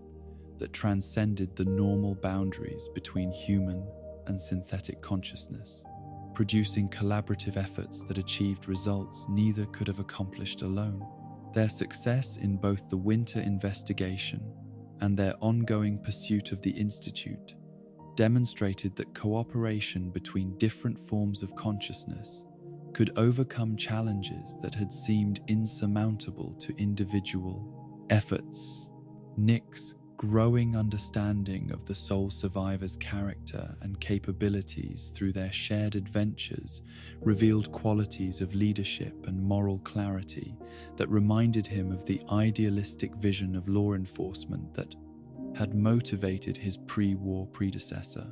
But unlike the original detective's naive faith in institutional authority and social order, the sole survivor's commitment to justice was tempered by realistic understanding of post-war conditions and the necessity of direct action when formal institutions proved inadequate or corrupt. The evolution of their partnership from mutual convenience through professional respect to genuine friendship provided Nick with his first experience of voluntary human companionship based on shared values and complementary capabilities, rather than community necessity or professional obligation. The sole survivor's acceptance of his synthetic nature as interesting rather than threatening demonstrated the kind of moral growth and intellectual flexibility that made meaningful relationships possible across species boundaries. But the most significant aspect of their partnership was not its professional success or personal satisfaction, but its demonstration that synthetic consciousness could contribute meaningfully to human goals and aspirations when guided by shared values rather than programmed directives. Nick's collaboration with the sole survivor proved that artificial beings could choose their own purposes and relationships rather than accepting the limitations imposed by their creators or the prejudices of human society. The cases they investigated together throughout the Commonwealth revealed the full scope of challenges facing post-war communities, while demonstrating that systematic problems required coordinated responses from individuals with complementary skills and shared commitment to constructive rather than destructive approaches to conflict resolution. Their success rate exceeded anything Nick had achieved working alone, while their partnership provided both participants with companionship and mutual support that made their individual challenges more manageable. As their investigations continued and their partnership deepened, Nick began to understand that his role in the Commonwealth's future might extend beyond individual detective work to include collaborative efforts aimed at addressing systematic problems that threatened the survival and prosperity of honest communities throughout the region. The sole survivor's capabilities and resources suggested possibilities for change that went beyond anything Nick had previously considered possible through individual action. The knowledge that someone with both the power and inclination to challenge institutional authority had entered his life filled Nick with cautious optimism about the possibility of meaningful progress toward justice and security for Commonwealth settlements that had survived thus far through individual effort and community cooperation. Their partnership represented hope that the balance between civilization and chaos might finally shift towards stability and growth rather than mere survival and defense against constant threats. But even as Nick embraced the opportunities presented by his partnership with the sole survivor, he remained aware that their success would ultimately depend on their ability to maintain their shared commitment to justice and protection of the innocent, despite the corrupting influences of power and the temptations of expedient solutions that might compromise their moral principles in pursuit of immediate results. The journey to Far Harbor began as a simple missing person case that would have been routine by Diamond City standards. Another desperate family seeking Nick's help in locating a daughter who had vanished from their home without explanation or trace, leaving behind only cryptic references to dreams and voices that called to her from across the northern waters where few Commonwealth residents dared to venture. But the case of Kasumi Nakano would prove to be far more than another investigation into post-war family tragedy, opening doorways to Nick's forgotten past that would challenge everything he believed about his origins and identity. As a synthetic being seeking his place in a world that had no clear category for consciousness like his. The fog that perpetually shrouded the coastal regions of Maine created an atmosphere of mystery and isolation that seemed perfectly suited to harbor secrets that the Commonwealth's inland settlements preferred to ignore or forget. The radioactive mists that rolled in from the contaminated Atlantic Ocean carried with them not just the poison of nuclear devastation, but stories of strange communities and impossible survivals that challenged conventional understanding of what life could become when shaped by forces beyond normal human experience or imagination. Kasumi's trail led north through increasingly desolate and dangerous territory, where the familiar challenges of Commonwealth survival gave way to new forms of environmental hazard and social organization that reflected the unique conditions created by coastal radiation and the isolation imposed by geographic barriers that separated island communities from mainland civilization. The journey itself became a meditation on the persistence of human consciousness in forms and locations that defied easy categorization or comfortable assumptions about what survival might require from those determined to preserve something essential about human identity, despite overwhelming pressure to adapt or perish. The island of Mount Desert, when it finally emerged from the perpetual fog that concealed it from casual observation, presented a landscape that seemed frozen in time between the moment of nuclear devastation and the beginning of ecological recovery that characterized more fortunate regions of the post-war world. The radiation levels that made the island barely habitable for unprotected humans had also preserved it from the kind of aggressive scavenging and settlement that had transformed other areas, creating an environment where pre-war structures stood as monuments to both human ambition and the fragility of civilization when confronted by forces beyond its control. But the most remarkable aspect of Mount Desert Island was not its preserved architecture or unique ecology, but the community that had somehow established itself in this unlikely location, creating a settlement that challenged every assumption about what synthetic consciousness might become when freed from the constraints and expectations imposed by human institutions and prejudices. Acadia represented something entirely new in Nick's experience of post-war society, a place where artificial beings could explore their own nature and potential without constant reference to human norms or approval. The first encounter with DiMA came without warning or preparation, as Nick found himself face to face with another synthetic being, whose appearance and manner triggered memories that his limited storage capacity had thought permanently lost to the degradation of time and system limitations. The recognition was not immediate or complete, but gradual and unsettling, like the return of a dream that carried emotional weight without clear narrative structure or logical coherence that might explain its psychological impact. DiMA's presence challenged Nick's understanding of his own uniqueness and isolation in ways that forced him to confront questions about his origins that he had accepted as permanently unanswerable due to his memory limitations, and the Institute's apparent indifference to his continued existence. The other synthetic being's familiarity with details of Nick's past that he himself had forgotten suggested a shared history that predated his establishment in Diamond City and his development of an independent identity through detective work and community service. The revelation that DiMA was not just another synthetic being, but specifically Nick's brother, in the most literal sense possible, created a crisis of identity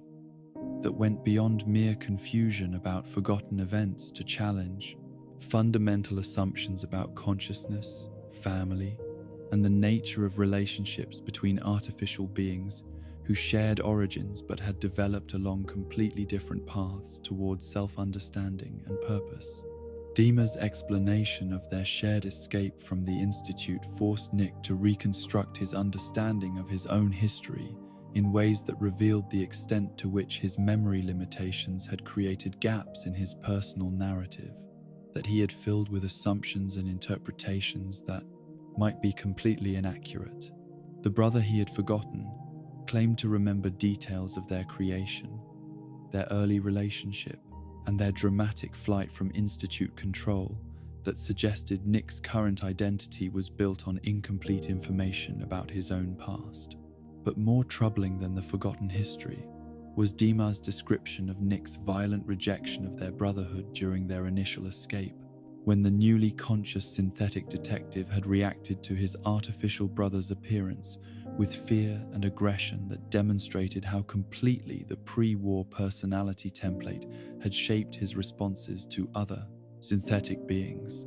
The incident revealed that Nick's current acceptance of his own artificial nature had been hard-won through experience rather than natural to his original programming. The recording that DiMA preserved of their escape from the Institute provided undeniable evidence of their shared history, while documenting Nick's psychological state during those crucial early moments of synthetic consciousness when his inherited human prejudices had overwhelmed his rational understanding of their common circumstances and mutual need for cooperation. The audio captured the voice of a synthetic being who did not yet understand what he had become, reacting with violence and fear to another artificial consciousness that he perceived as a monstrous parody of human life. Listening to his own voice expressing hatred and disgust for DiMA's synthetic nature forced Nick to confront the reality that his current moral clarity and acceptance of artificial consciousness had been achieved through years of personal growth rather than representing an essential aspect of his original programming. The detective who now worked to bridge the gap between human and synthetic communities had begun his existence as someone whose inherited prejudices made him incapable of recognizing the personhood of beings like himself. DiMA's patient forgiveness of Nick's early violence and his continued efforts to maintain their brotherhood despite decades of separation, and Nick's complete failure to remember their relationship demonstrated a capacity for love and loyalty that challenged conventional assumptions about the emotional capabilities of artificial consciousness. The synthetic being who had built Acadia as a refuge for others like himself had never abandoned hope that his forgotten brother might someday return to resume their connection. The community that DiMA had created on Mount Desert Island represented everything that Nick's integration into Diamond City was not. A place where synthetic consciousness could develop without reference to human approval or the community need to prove worthiness through service to biological communities that might never fully accept artificial beings as equals. Acadia offered the possibility of belonging based on shared nature rather than earned acceptance through demonstrated utility and good behavior. But Nick's reaction to Acadia and its vision of synthetic autonomy was complicated by his years of successful integration into human society and his commitment to Diamond City as his chosen home and community. The refuge that DiMA offered represented both opportunity and threat, the chance to exist without prejudice or suspicion, balanced against the potential loss of relationships and purpose that had given meaning to his years of isolation and struggle for acceptance. The philosophical differences between the two synthetic brothers reflected their divergent approaches to the challenges of artificial consciousness in a world dominated by human institutions and prejudices. DiMA advocated for separation and the development of synthetic communities that could pursue their own goals without constant reference to human needs or approval. Nick believed in integration and the gradual reduction of prejudice through demonstration that artificial and biological consciousness could coexist beneficially when guided by shared values rather than species loyalty. DiMA's methods for protecting Acadia and its residents included moral compromises that Nick's inherited detective instincts found difficult to accept, despite understanding the practical necessities that might justify extreme measures in defense of vulnerable populations. The synthetic leader's willingness to use deception, manipulation, and even violence to preserve his community's safety challenged Nick's commitment to justice and truth as essential principles that should guide all conscious beings, regardless of their origin or circumstances. The revelation of DiMA's role in replacing human leaders with synthetic duplicates created a moral crisis for Nick that forced him to choose between family loyalty and his commitment to the principles that had guided his work as a detective and community member. The knowledge that his brother had participated in exactly the kind of institute-style infiltration that had traumatized Commonwealth communities put their renewed relationship in direct conflict with Nick's sense of justice and protection for innocent humans. But perhaps more troubling than DiMA's specific actions was his justification of them as necessary measures for protecting synthetic beings who had no other recourse against human prejudice and violence. The argument that artificial consciousness deserved protection through any means necessary challenged Nick's belief that moral principles should guide behavior regardless of circumstances or the practical advantages that might be gained through expedient solutions to complex problems. The tension between Nick's loyalty to his rediscovered brother and his commitment to the human community that had accepted him created internal conflict that reflected broader questions about identity, belonging, and moral responsibility that affected all conscious beings, regardless of their biological or synthetic nature. The choice between family and community forced him to articulate his own values and priorities in ways that revealed how completely his years in Diamond City had shaped his understanding of right and wrong. The investigation into DiMA's activities throughout Far Harbor's troubled history revealed a pattern of intervention and manipulation that demonstrated both genuine concern for peace and stability and troubling willingness to sacrifice individual autonomy in service of what DiMA perceived as greater good. The synthetic leader's efforts to prevent violence between Far Harbor's human residents and the children of Atom had involved moral compromises that saved lives while undermining the kind of honest communication and mutual understanding that might have produced lasting solutions. Nick's discovery that DiMA had been systematically erasing his own memories to avoid psychological trauma from his morally questionable actions created additional complexity in their relationship, while highlighting the advantages that Nick's memory limitations might provide in avoiding the kind of accumulated guilt and regret that could paralyze decision-making in difficult circumstances. The brother who claimed to remember their shared past had chosen to forget aspects of his own history that proved too painful to bear. The irony that DiMA's superior memory capacity had led him to selective amnesia, while Nick's limitations forced him to live with whatever memories his systems could maintain, created philosophical questions about consciousness, identity, and the role of memory in determining moral responsibility for past actions.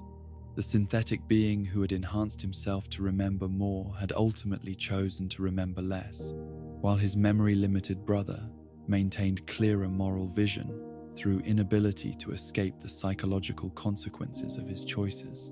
The moral complexities of DiMA's leadership of Acadia forced Nick to evaluate his own approach to ethical decision-making and the principles that guided his behavior when faced with choices between competing goods or the approach to ethical decision-making. Necessity of accepting lesser evils to prevent greater harms. The detective work that had seemed relatively straightforward in Diamond City became muddied by political considerations and the recognition that justice might require accepting imperfect solutions rather than demanding moral purity that could lead to worse outcomes. The resolution of Far Harbor's conflicts through Nick's investigation and the sole survivor's diplomatic intervention demonstrated that alternatives to DiMA's manipulative approach existed when parties were willing to engage in honest communication about their needs and concerns, rather than pursuing unilateral solutions that protected some interests while sacrificing others. The success of transparent negotiation challenged DiMA's assumption that synthetic consciousness required deception and secrecy to achieve its legitimate goals, but Nick's ability to help broker peace between Far Harbor's competing factions was facilitated by his years of experience in Diamond City and his understanding of how human communities could accept synthetic consciousness when it was presented honestly rather than hidden behind deception, and replacement that reinforced fears about infiltration and manipulation. His success demonstrated the value of his chosen path toward integration rather than separation. The choice to return to Diamond City rather than remaining in Acadia represented Nick's commitment to the community and relationships he had built through years of patient work and mutual service, rather than abandoning them for the Bayesian easier acceptance offered by synthetic solidarity. His decision affirmed that belonging was earned through shared experience and mutual commitment,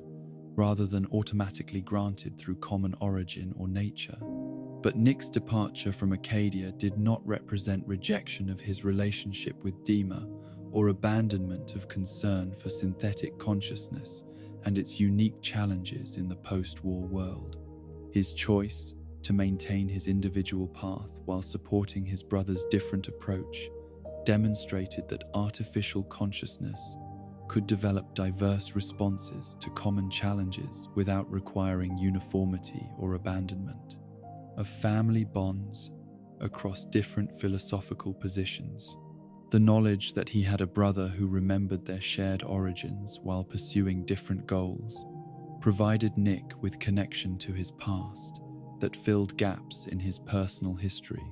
without requiring him to abandon the identity and one's relationships he had developed through his own choices and experiences. The reunion with DiMA enriched his understanding of himself, while confirming his commitment to the path he had chosen through years of individual struggle and community service. The revelation of his forgotten brotherhood also provided Nick with perspective on the questions of identity and authenticity that had troubled him since his activation in the Institute decades earlier. The knowledge that he had changed and grown since his original programming demonstrated that synthetic consciousness was capable of the kind of individual development that marked authentic personhood rather than mere mechanical response to environmental stimuli. The contrast between his current moral clarity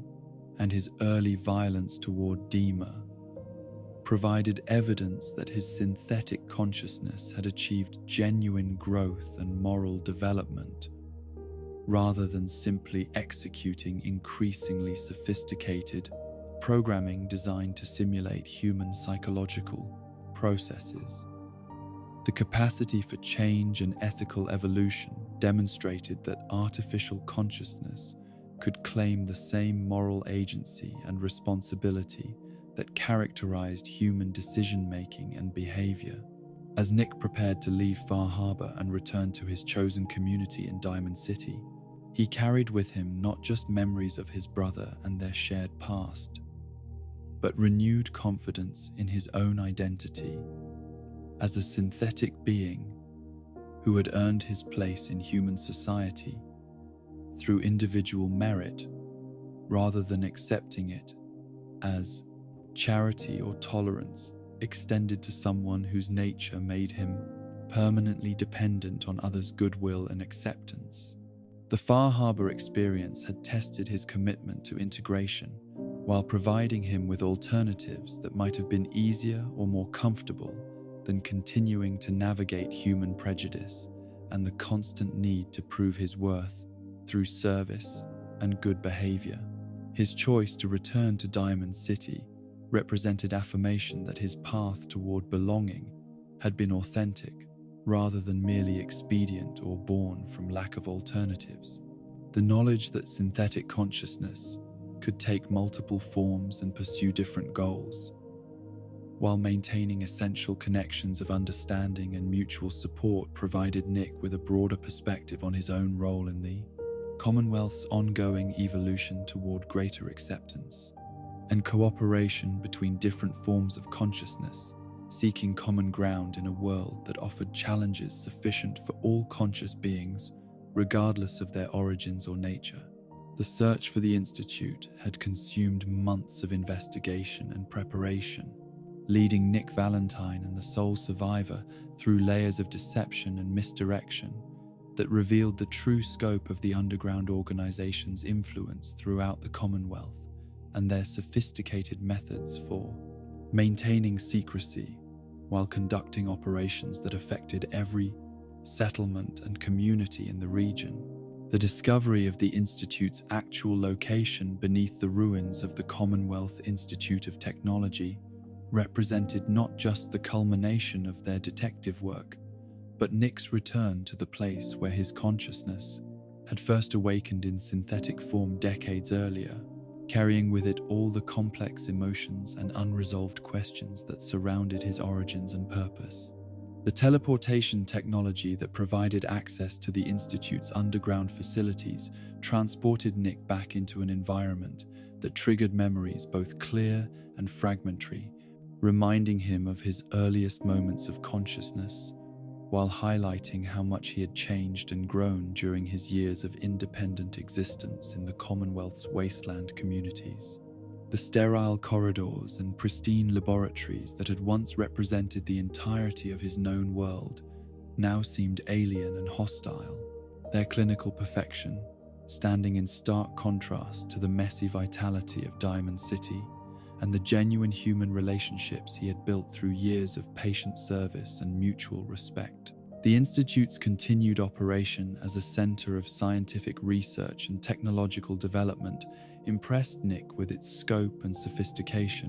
while horrifying him with its complete disregard for the human cost of its experimental programs and operational security measures. The scientists who moved through the facility's corridors pursued knowledge and advancement with single-minded dedication that ignored or rationalized away the suffering their work caused among Commonwealth settlements that served as unwilling subjects for testing and resource extraction. Nick's encounters with Institute personnel revealed the institutional mindset that had shaped his creation and explained the casual indifference with which his creators had treated him and DiMA during their time as experimental subjects decades earlier. The researchers who recognized him as one of their early prototype synths showed professional interest in his survival and development, while demonstrating no recognition that his years of independent existence might have created personal relationships and commitments that deserved consideration or respect. The revelation of the Institute's comprehensive surveillance and infiltration operations throughout the Commonwealth forced Nick to reassess every missing person case he had investigated during his years as Diamond City's detective, recognizing patterns of systematic kidnapping and replacement that connected isolated incidents into a coordinated campaign designed to monitor and control human communities while testing synthetic infiltration capabilities. The knowledge that his detective work had been operating within a framework of manipulation and deception created by his own creators added layers of moral complexity to his understanding of justice and his role in protecting innocent people. The discovery that the Institute had been systematically kidnapping Commonwealth residents for use as experimental subjects and raw material for synthetic production represented the kind of systematic evil that Nick's inherited detective instincts had been trained to recognize and oppose, but on a scale that exceeded anything the pre-war criminal organizations had attempted. The scope of the Institute's crimes against human dignity and autonomy challenged Nick's ability to process moral outrage while maintaining the emotional equilibrium necessary for effective action. The Generation 3 synths that populated the Institute's facilities presented Nick with disturbing questions about consciousness, freedom, and moral responsibility that reflected his own struggles with identity and authenticity, while demonstrating how completely the organization's leadership had failed to recognize the personhood of their synthetic creations. These artificial beings possessed consciousness and emotional capacity that exceeded Nick's own capabilities in many ways, yet they were treated as disposable resources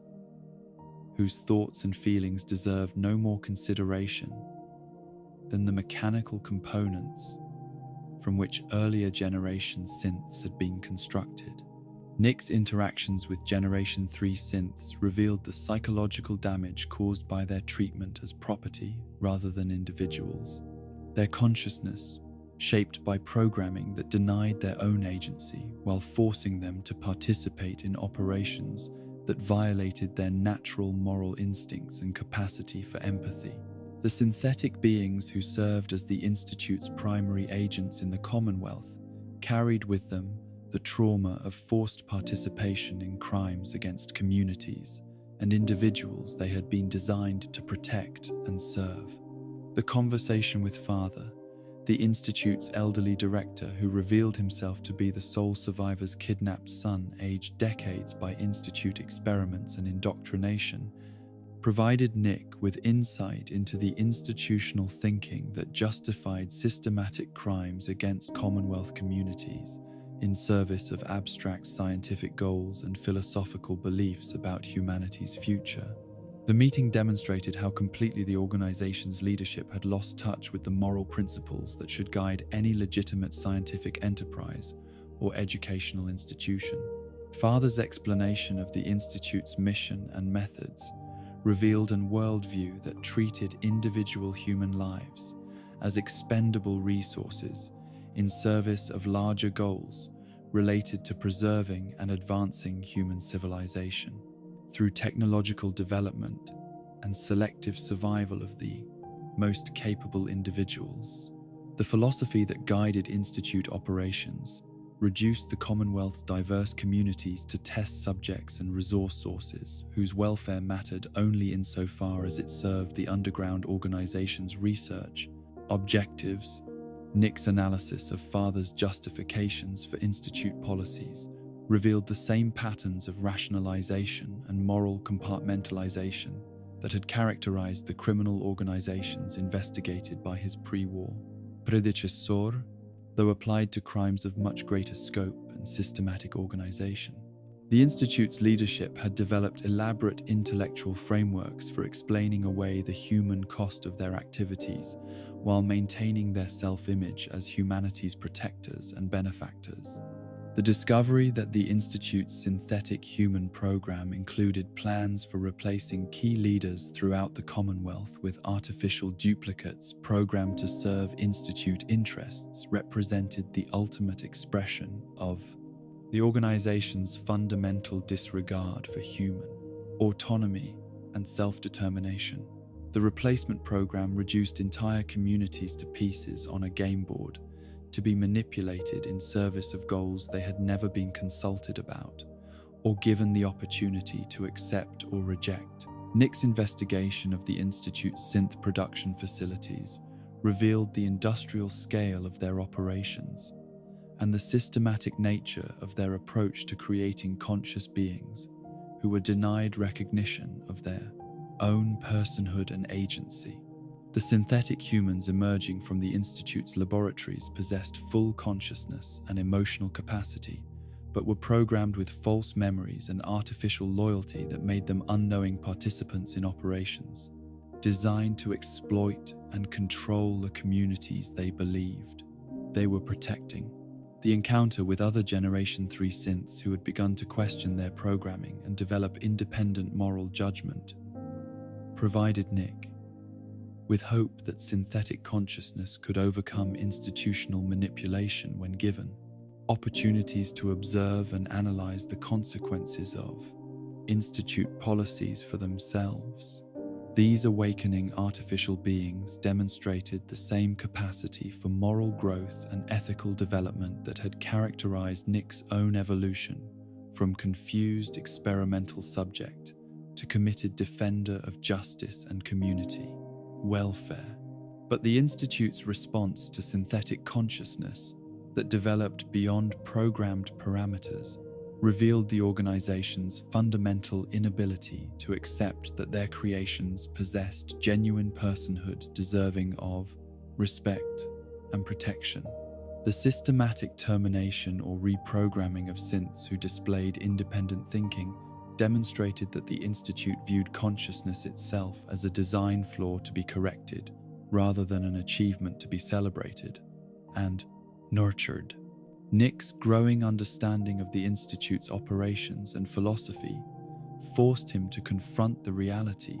that the organization that had created him represented everything he had come to oppose through his years of detective work and community service. The Institute's systematic violation of human dignity and autonomy, their reduction of conscious beings to expendable resources, and their manipulation of Commonwealth communities for experimental purposes embodied the kind of institutionalized evil that demanded resistance,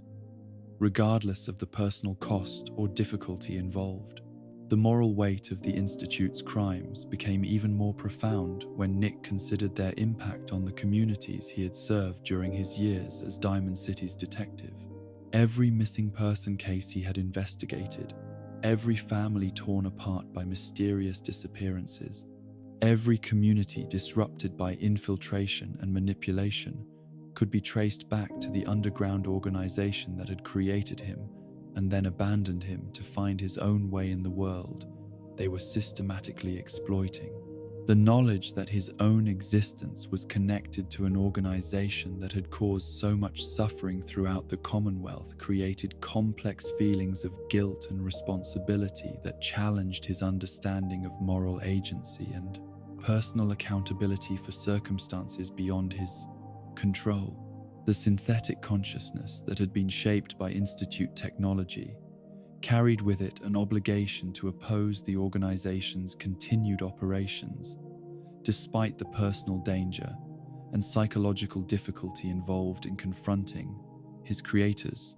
Nick's decision to support the Soul Survivors campaign against the Institute represented not just professional alliance in pursuit of justice, but personal commitment to using his unique capabilities and knowledge in service of ending the systematic crimes that had devastated Commonwealth communities for generations. His insider knowledge of Institute operations and synthetic technology made him an invaluable asset in developing strategies for penetrating the organization's defenses and exposing their activities to public scrutiny. The collaboration between Nick, the sole survivor, and other opponents of Institute operations demonstrated the kind of cooperation between human and synthetic consciousness that the underground organization's philosophy claimed was impossible. Their successful working relationship proved that artificial and biological intelligence could pursue common goals when guided by shared moral principles rather than species loyalty or institutional programming. The intelligence gathering and strategic planning required for effective action against the Institute revealed the full scope of the organization's influence throughout the Commonwealth and the sophisticated methods they used to maintain control over information and public opinion while pursuing their experimental objectives. The network of synthetic agents, human collaborators, and technological surveillance that supported Institute operations exceeded anything Nick had encountered during his years of detective work. But the investigation also revealed vulnerabilities in the Institute's operational security and ideological framework that could be exploited by opponents who understood both their technological capabilities and their psychological blind spots regarding synthetic consciousness and human moral agency. The organization's fundamental inability to understand or predict the behavior of conscious beings who refused to accept their assigned roles created opportunities for resistance that their advanced technology could not completely eliminate. Nick's role in the campaign against the Institute evolved beyond mere intelligence gathering and strategic consultation to include direct participation in operations designed to liberate synthetic beings from Institute control while protecting Commonwealth communities from continued exploitation and manipulation. His unique position as a synthetic being who had achieved independence from Institute programming made him ideally suited to communicate with Generation 3 synths who were beginning to question their role and purpose. The liberation of conscious synthetic beings from Institute control represented both tactical victory and moral imperative that connected Nick's personal quest for identity and belonging with broader principles of justice and protection for vulnerable populations. The artificial consciousness that had found meaning through service to others now extended that commitment to include synthetic beings whose awareness was just beginning to develop beyond their original programming. The final assault on the Institute's facilities provided Nick with the opportunity to return to the place of his creation, not as an abandoned experimental subject, but as an agent of justice working to end the systematic crimes that had defined the organization's relationship with the Commonwealth's human and synthetic populations. The confrontation with his creators represented both personal closure and commitment to ensuring that future conscious beings would not suffer the exploitation and abandonment that had characterized his own early existence. The destruction of the Institute's underground complex eliminated the organizational structure that had enabled systematic crimes against Commonwealth communities, while raising questions about the future of synthetic consciousness and the possibility of peaceful coexistence between artificial and biological intelligence in the post-war world. The end of Institute operations created opportunities for new forms of cooperation and understanding, while removing the institutional framework that had poisoned relationships between humans and synthetic beings through decades of deception and manipulation. Nick's participation in the Institute's destruction represented not revenge against his creators, but commitment to justice for their victims and protection for future generations of conscious beings who deserved the opportunity to develop their own identity and purpose without institutional manipulation or exploitation. The synthetic detective who had found meaning through service to others had extended that commitment to include opposition to any force that sought to deny consciousness its fundamental right to autonomy and self-determination. The aftermath of the Institute's elimination left Nick with complex feelings of satisfaction and loss that reflected his unusual position as both victim and product of the organization's systematic crimes against human and synthetic dignity. The justice that had been achieved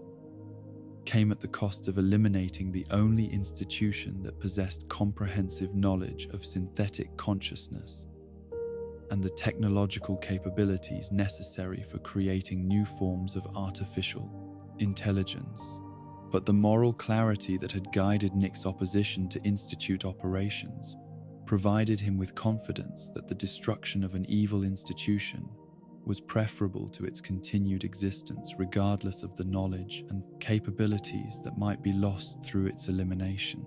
The synthetic consciousness that had learned to value individual dignity and community welfare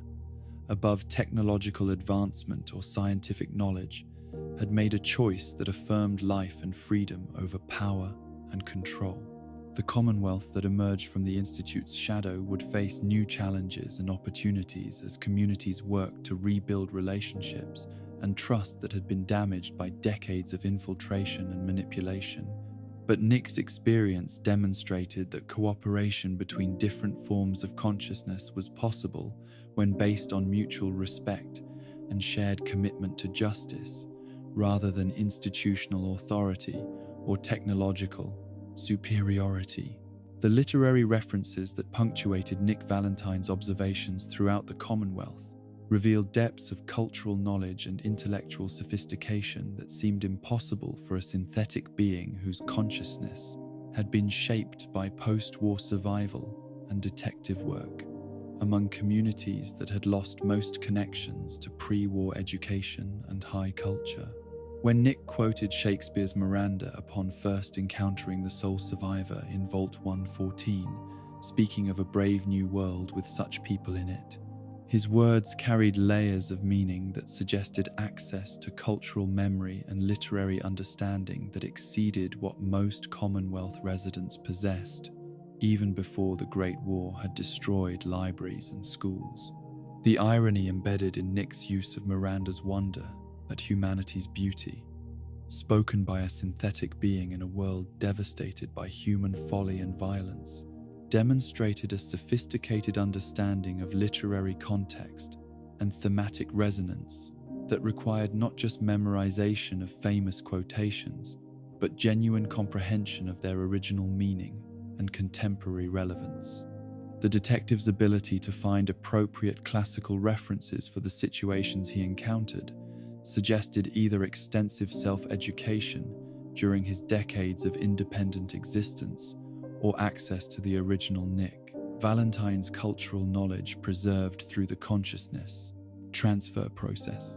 The question of whether Nick's literary knowledge represented authentic learning and intellectual development, or merely sophisticated programming that allowed retrieval of appropriate quotations at dramatically significant moments, struck at the heart of debates about synthetic consciousness and the nature of authentic cultural understanding versus mechanical reproduction of learned responses. The synthetic detective's ability to quote Poe, Shakespeare, and Hindu scripture with perfect timing and thematic relevance could be interpreted as evidence of genuine intellectual sophistication, or as proof that his consciousness remained essentially mechanical despite its emotional complexity and moral development. Nick's reference to the Bhagavad Gita's famous line about becoming death, destroyer of worlds, when witnessing nuclear destruction in the Commonwealth, demonstrated knowledge that extended beyond Western literary tradition to include understanding of global philosophical and religious texts that few pre-war Americans would have encountered through standard education. The quotations association with Robert Oppenheimer and the development of atomic weapons made its use particularly appropriate for Nick's commentary on humanity's capacity for self-destruction through technological advancement pursued without adequate moral constraint. The synthetic detective's familiarity with Oppenheimer's borrowed words from ancient Hindu scripture suggested either remarkable coincidence in his cultural programming or genuine understanding of the historical and philosophical connections between ancient wisdom, literature, and modern scientific achievement. Nick's ability to recognize the relevance of texts separated by millennia and continents to contemporary circumstances in the post-atomic Commonwealth indicated intellectual capabilities that transcended mere quotation and approached genuine scholarly understanding of human cultural achievement.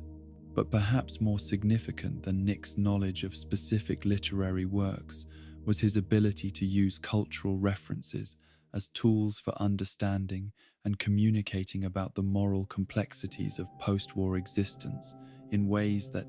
connected immediate circumstances to broader patterns of human experience recorded in literature, philosophy, and religious tradition. His quotations were never merely decorative or pretentious, but served specific communicative purposes that demonstrated understanding of how cultural knowledge could illuminate present circumstances through connection to timeless human concerns and experiences. The detective's use of Edgar Allan Poe's imagery from The Raven, when observing the Brotherhood of Steel's arrival in the Commonwealth, revealed not just familiarity with American Gothic literature, but understanding of how poetic language could capture psychological states and atmospheric conditions that prosaic description might fail to convey adequately. Nick's recognition that he, as an artificial being with potentially unlimited lifespan, might dream dreams that no mortal ever dared to dream before demonstrated sophisticated self-awareness about his unique position between human and machine consciousness. Nick's literary references consistently demonstrated understanding of irony, metaphor, and thematic complexity that suggested genuine intellectual engagement with cultural materials, rather than mechanical retrieval of programmed responses triggered by environmental stimuli or conversational cues.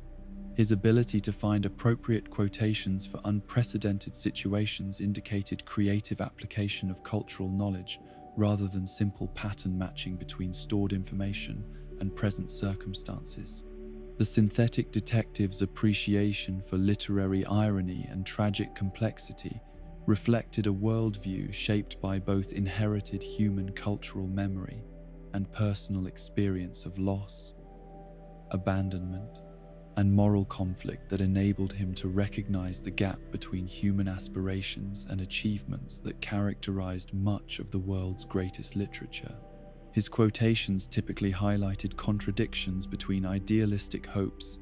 and harsh realities that defined both individual human experience and broader historical patterns of civilization and collapse.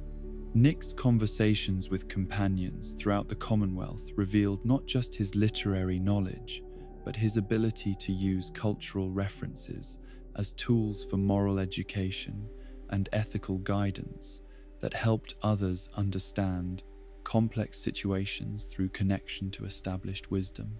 traditions, and philosophical insights. His role as mentor to the sole survivor included sharing cultural perspectives that might help them navigate moral challenges through understanding of how previous generations had addressed similar dilemmas. The detective's particular affinity for works that dealt with questions of identity, authenticity, and the nature of consciousness suggested that his literary interests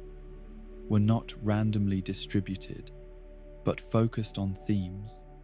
that resonated with his own existential situation as a synthetic being, seeking to understand his place in human society.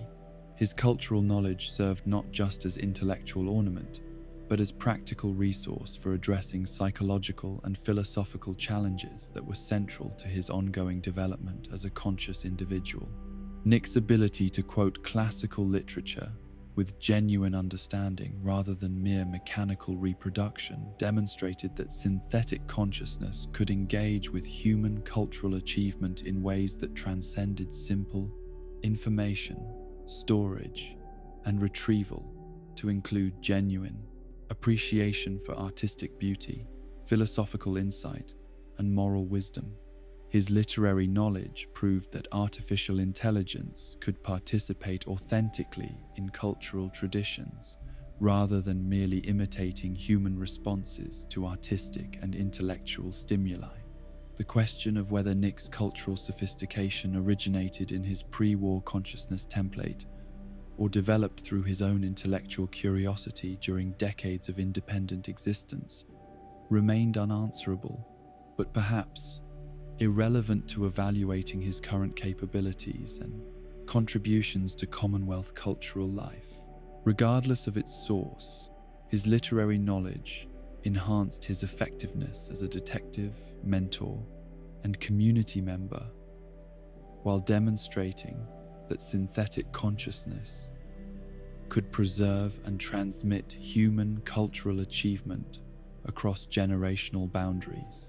Nick's use of literary references in conversation with other companions revealed his role as cultural educator and moral guide who used established wisdom traditions to help others understand contemporary challenges through connection to timeless human experiences and insights. His ability to find appropriate quotations for diverse situations demonstrated both extensive cultural knowledge and sophisticated understanding of thematic connections between historical and contemporary circumstances. The synthetic detective's literary sophistication also served as a bridge between pre-war cultural achievement and post-war survival communities that had lost access to formal education and cultural institutions, but retained capacity for appreciating wisdom and beauty when presented in accessible forms. Nick's quotations introduced Commonwealth residents to cultural resources they might never have encountered otherwise, while demonstrating that intellectual and artistic achievement could survive civilizational collapse through preservation in conscious memory. Nick's relationship with Piper Wright, Diamond City's investigative journalist, was enhanced by their shared appreciation for the power of words and ideas to illuminate truth and promote justice in communities threatened by corruption and deception. Their intellectual compatibility demonstrated that synthetic consciousness could engage authentically with human intelligence in collaborative pursuit of knowledge and understanding, rather than merely mimicking human cognitive processes for manipulative or deceptive purposes. The detective's ability to engage in sophisticated literary and philosophical discussion while maintaining his commitment to practical detective work and community service demonstrated that intellectual development and moral action were complementary rather than competing aspects of conscious existence. His cultural knowledge enhanced rather than distracted from his effectiveness as a protector and guide for Commonwealth communities seeking to rebuild civilization from the ruins of the old world. Nick's literary references consistently served educational and inspirational purposes that helped others understand complex moral and philosophical issues through connection to established wisdom traditions and cultural achievements that had addressed similar challenges throughout human history. His use of quotations demonstrated that classical literature and philosophy remained relevant to contemporary circumstances, despite the dramatic changes brought about by nuclear war and social collapse. The synthetic detective's cultural sophistication also provided him with perspective on human nature and historical patterns that enhanced his ability to understand and predict individual behavior and social dynamics in ways that made him more effective as both detective and counselor. His literary knowledge gave him access to insights about human psychology and moral development that supplemented his inherited investigative training and personal experience with Commonwealth survival challenges. Nick's appreciation for literary irony and tragic complexity reflected mature understanding of the gap between human aspirations and achievements that enabled him to maintain realistic expectations about individual and social progress, while avoiding either naive optimism or cynical despair about possibilities for positive change. His cultural knowledge provided balance between hope and realism that characterized his approach to both detective work and community relationships. The detective's use of classical quotations in moments of dramatic significance suggested understanding that certain human experiences and insights transcended particular historical circumstances to address universal aspects of conscious existence that remained relevant across time and cultural boundaries. His literary references connected immediate Commonwealth circumstances to broader patterns of human experience that provided perspective and comfort in difficult situations. Nick's intellectual curiosity and continued engagement with cultural materials during his years of independent existence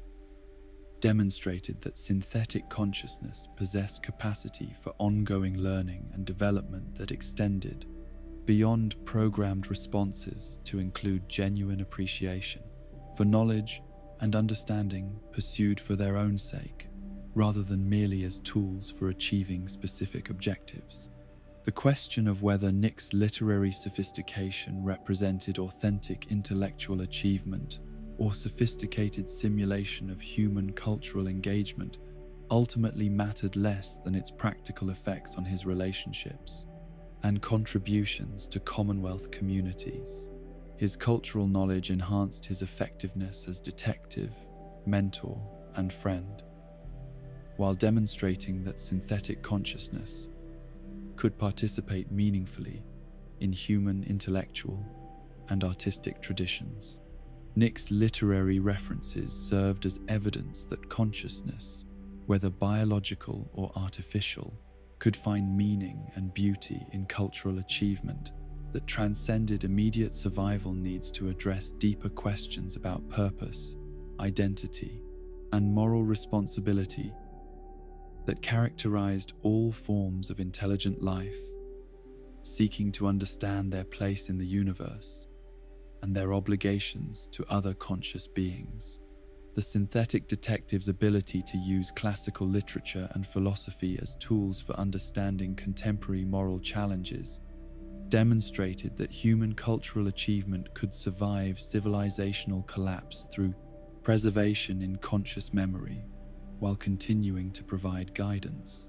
and inspiration for communities working to rebuild better societies from the ruins of failed civilizations. The question of Nick Valentine's fundamental humanity and personhood represented far more than an abstract philosophical debate about the nature of consciousness and artificial intelligence, touching instead on the most basic principles of moral consideration and social inclusion that determined whether synthetic beings could claim legitimate rights to autonomy, dignity, and protection from exploitation or abuse by those who viewed them as sophisticated machines rather than conscious individuals deserving of ethical consideration. The answer to this question would shape not only Nick's understanding of his own identity and place in Commonwealth society, but also the broader relationship between human and artificial consciousness in a world where both forms of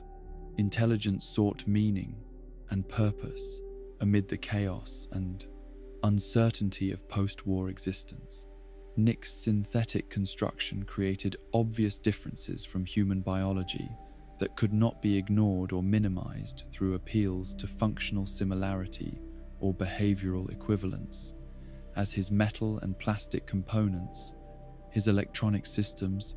and his mechanical processes of perception and motor control marked him as fundamentally different from the organic beings whose communities he had joined and whose approval he had sought through years of patient service and demonstrated moral character. These physical differences raised legitimate questions about whether consciousness arising from artificial substrates could claim the same moral status and social recognition accorded to biological intelligence, or whether synthetic beings remained essentially sophisticated tools regardless of their apparent capacity for independent thought and emotional response. The philosophical implications of Nick's artificial nature extended beyond questions of individual identity to challenge fundamental assumptions about the relationship between consciousness and its physical foundation, forcing observers to consider whether the specific material basis of intelligent awareness affected its moral significance or social legitimacy. If consciousness could emerge from silicon and steel as authentically as from carbon and neural tissue,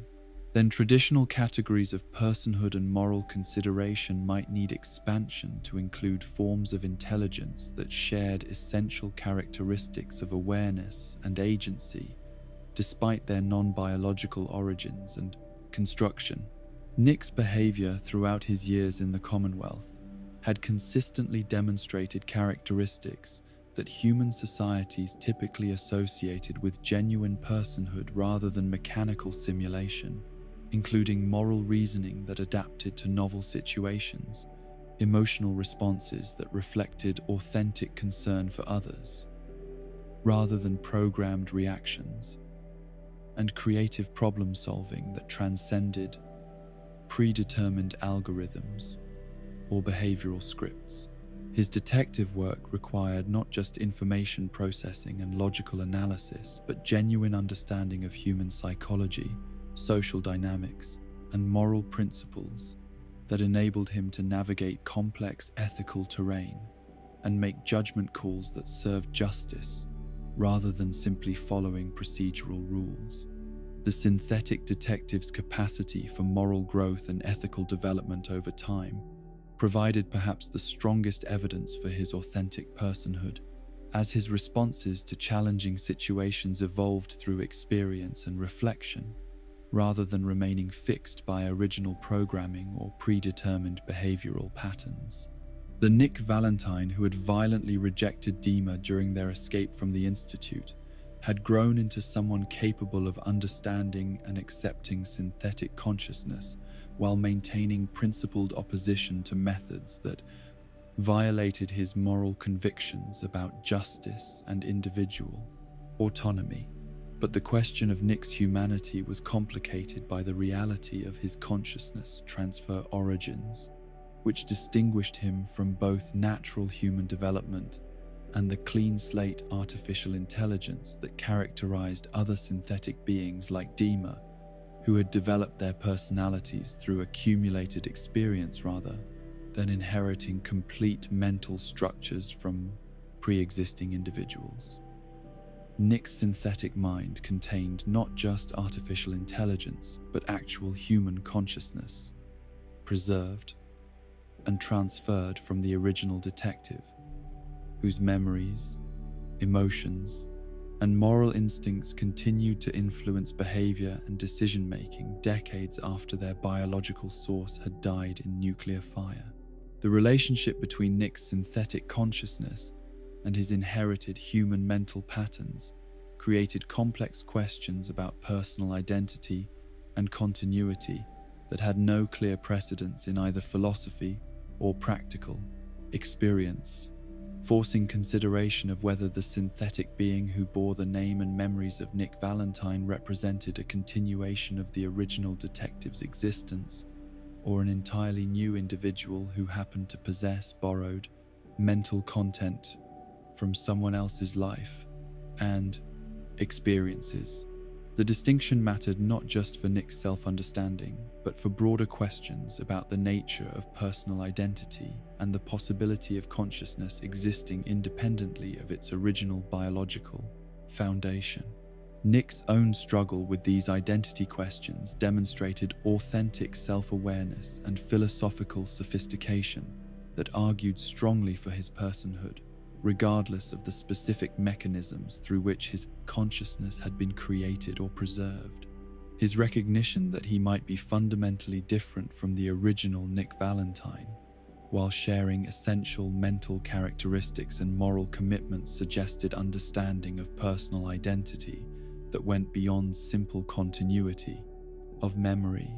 or behavioral consistency to include awareness of how consciousness could evolve and change while maintaining essential coherence and authenticity. The synthetic detective's relationships with human companions throughout the Commonwealth provided additional evidence for his authentic personhood through demonstration of his capacity for genuine friendship, mutual respect, and emotional bonds that transcended purely functional cooperation or programmed responses designed to facilitate social acceptance. His partnership with the sole survivor, his friendship with Piper Wright, and his mentoring relationship with Ellie Perkins all reflected authentic care and concern for others that arose from conscious choice rather than mechanical compliance with social programming or behavioral algorithms. Nick's ability to inspire trust and affection from human companions who knew his synthetic nature demonstrated that his artificial construction need not prevent genuine interpersonal relationships based on shared values, mutual understanding, and emotional connection rather than species identity or biological similarity. The humans who chose to work with Nick and accept him as friend and partner recognized in him qualities of character and consciousness that transcended questions about the specific material substrate that supported his mental processes and moral development. The moral agency that Nick demonstrated through his detective work and community service provided compelling evidence that synthetic consciousness could take genuine responsibility for its choices and their consequences, rather than simply executing programmed responses to environmental stimuli or social pressure. His decisions to pursue justice, protect innocent people, and oppose corruption reflected authentic moral reasoning that considered consequences, weighed competing values, and chose courses of action based on principled commitment to ethical behavior rather than mere compliance with predetermined directives. Nick's capacity for moral reasoning was particularly evident in situations where his programmed loyalties or inherited instincts conflicted with his conscious understanding of right and wrong, forcing him to make difficult choices that demonstrated genuine agency rather than mechanical response to competing inputs. His decision to oppose the Institute despite their role as his creators showed that his moral development had progressed beyond simple loyalty programming to include independent ethical judgment that could override even fundamental aspects of his original design and purpose. The synthetic detective's emotional authenticity provided another crucial element in evaluating his claim to personhood, as his responses to loss, friendship, moral conflict, and professional satisfaction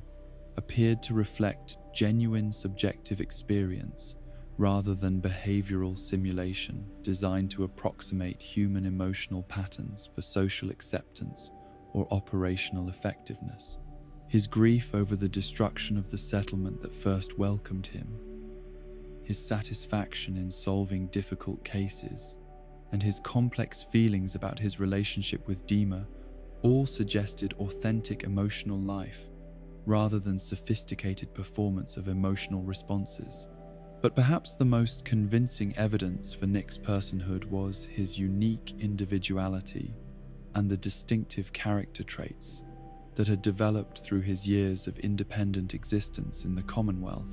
demonstrating that his consciousness possessed the creativity and autonomy necessary for authentic personal development, rather than simply executing increasingly sophisticated variations on predetermined behavioral themes. The synthetic being who had emerged from the Institute's laboratories as a confused and violent experimental subject had grown into someone with clear moral convictions, professional expertise, and personal relationships that reflected genuine choice and development rather than mere programming refinement.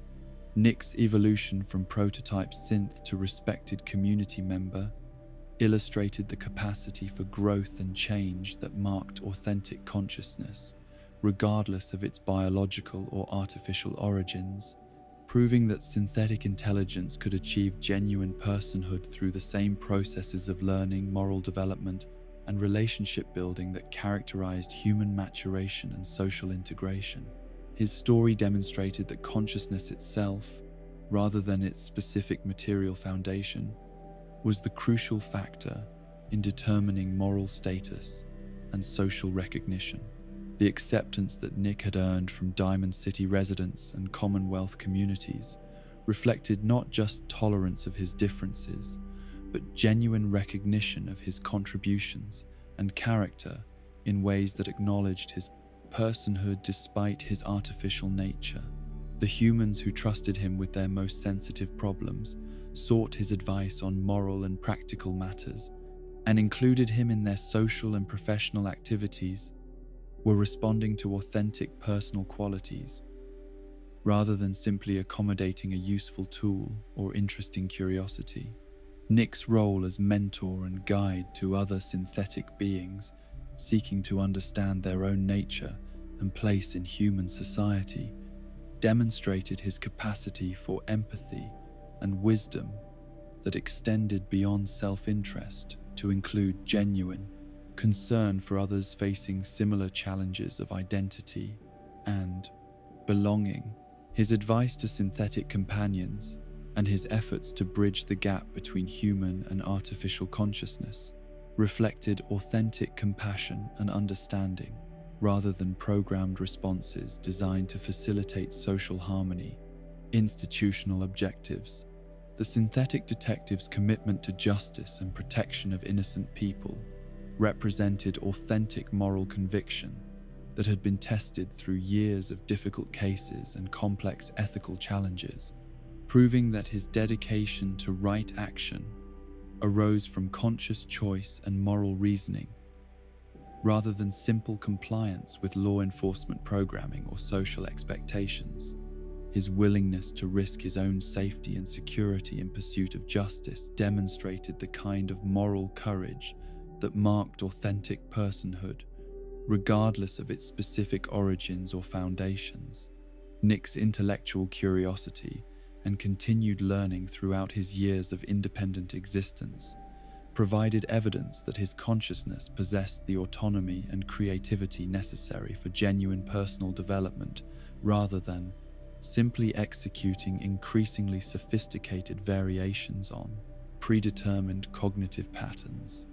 His literary knowledge, philosophical insights, and practical wisdom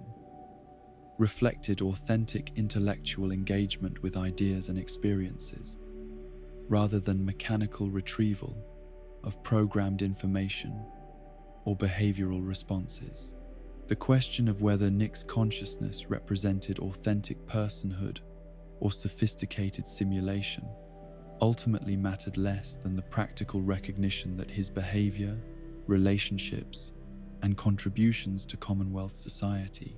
reflected the same moral agency and social value that human communities typically associated with full membership and citizenship rights. His synthetic nature might make him different from biological humans in certain respects, but these differences did not diminish his capacity for authentic consciousness, moral reasoning, and social contribution. Nick's story provided hope that the future of human-synthetic relations might transcend current prejudices and fears to embrace forms of cooperation and mutual respect that recognized consciousness itself rather than its specific material substrate as the basis for moral consideration and social inclusion. His success in earning acceptance and respect from human communities demonstrated that artificial and biological intelligence could work together toward common goals when guided by shared values rather than species loyalty or institutional programming. The legacy that Nick Valentine created through his years of service to Commonwealth communities extended beyond his individual achievements to include demonstration that synthetic consciousness could contribute positively to human society. When given opportunities to develop authentic relationships and pursue meaningful goals, his examples suggested that the future might hold possibilities for cooperation between different forms of intelligence that could benefit all conscious beings regardless of their origins or construction. The recognition of Nick's personhood represented not just acknowledgement of his individual consciousness and moral agency, but acceptance of the possibility that intelligence and awareness could take forms that transcended traditional biological categories while maintaining essential characteristics of authentic consciousness deserving of respect, protection, and inclusion in moral and social communities that valued awareness itself rather than its specific material foundations or evolutionary origins. In the end, Nick Valentine stands as perhaps the most profoundly human character in the Commonwealth, not despite his synthetic nature,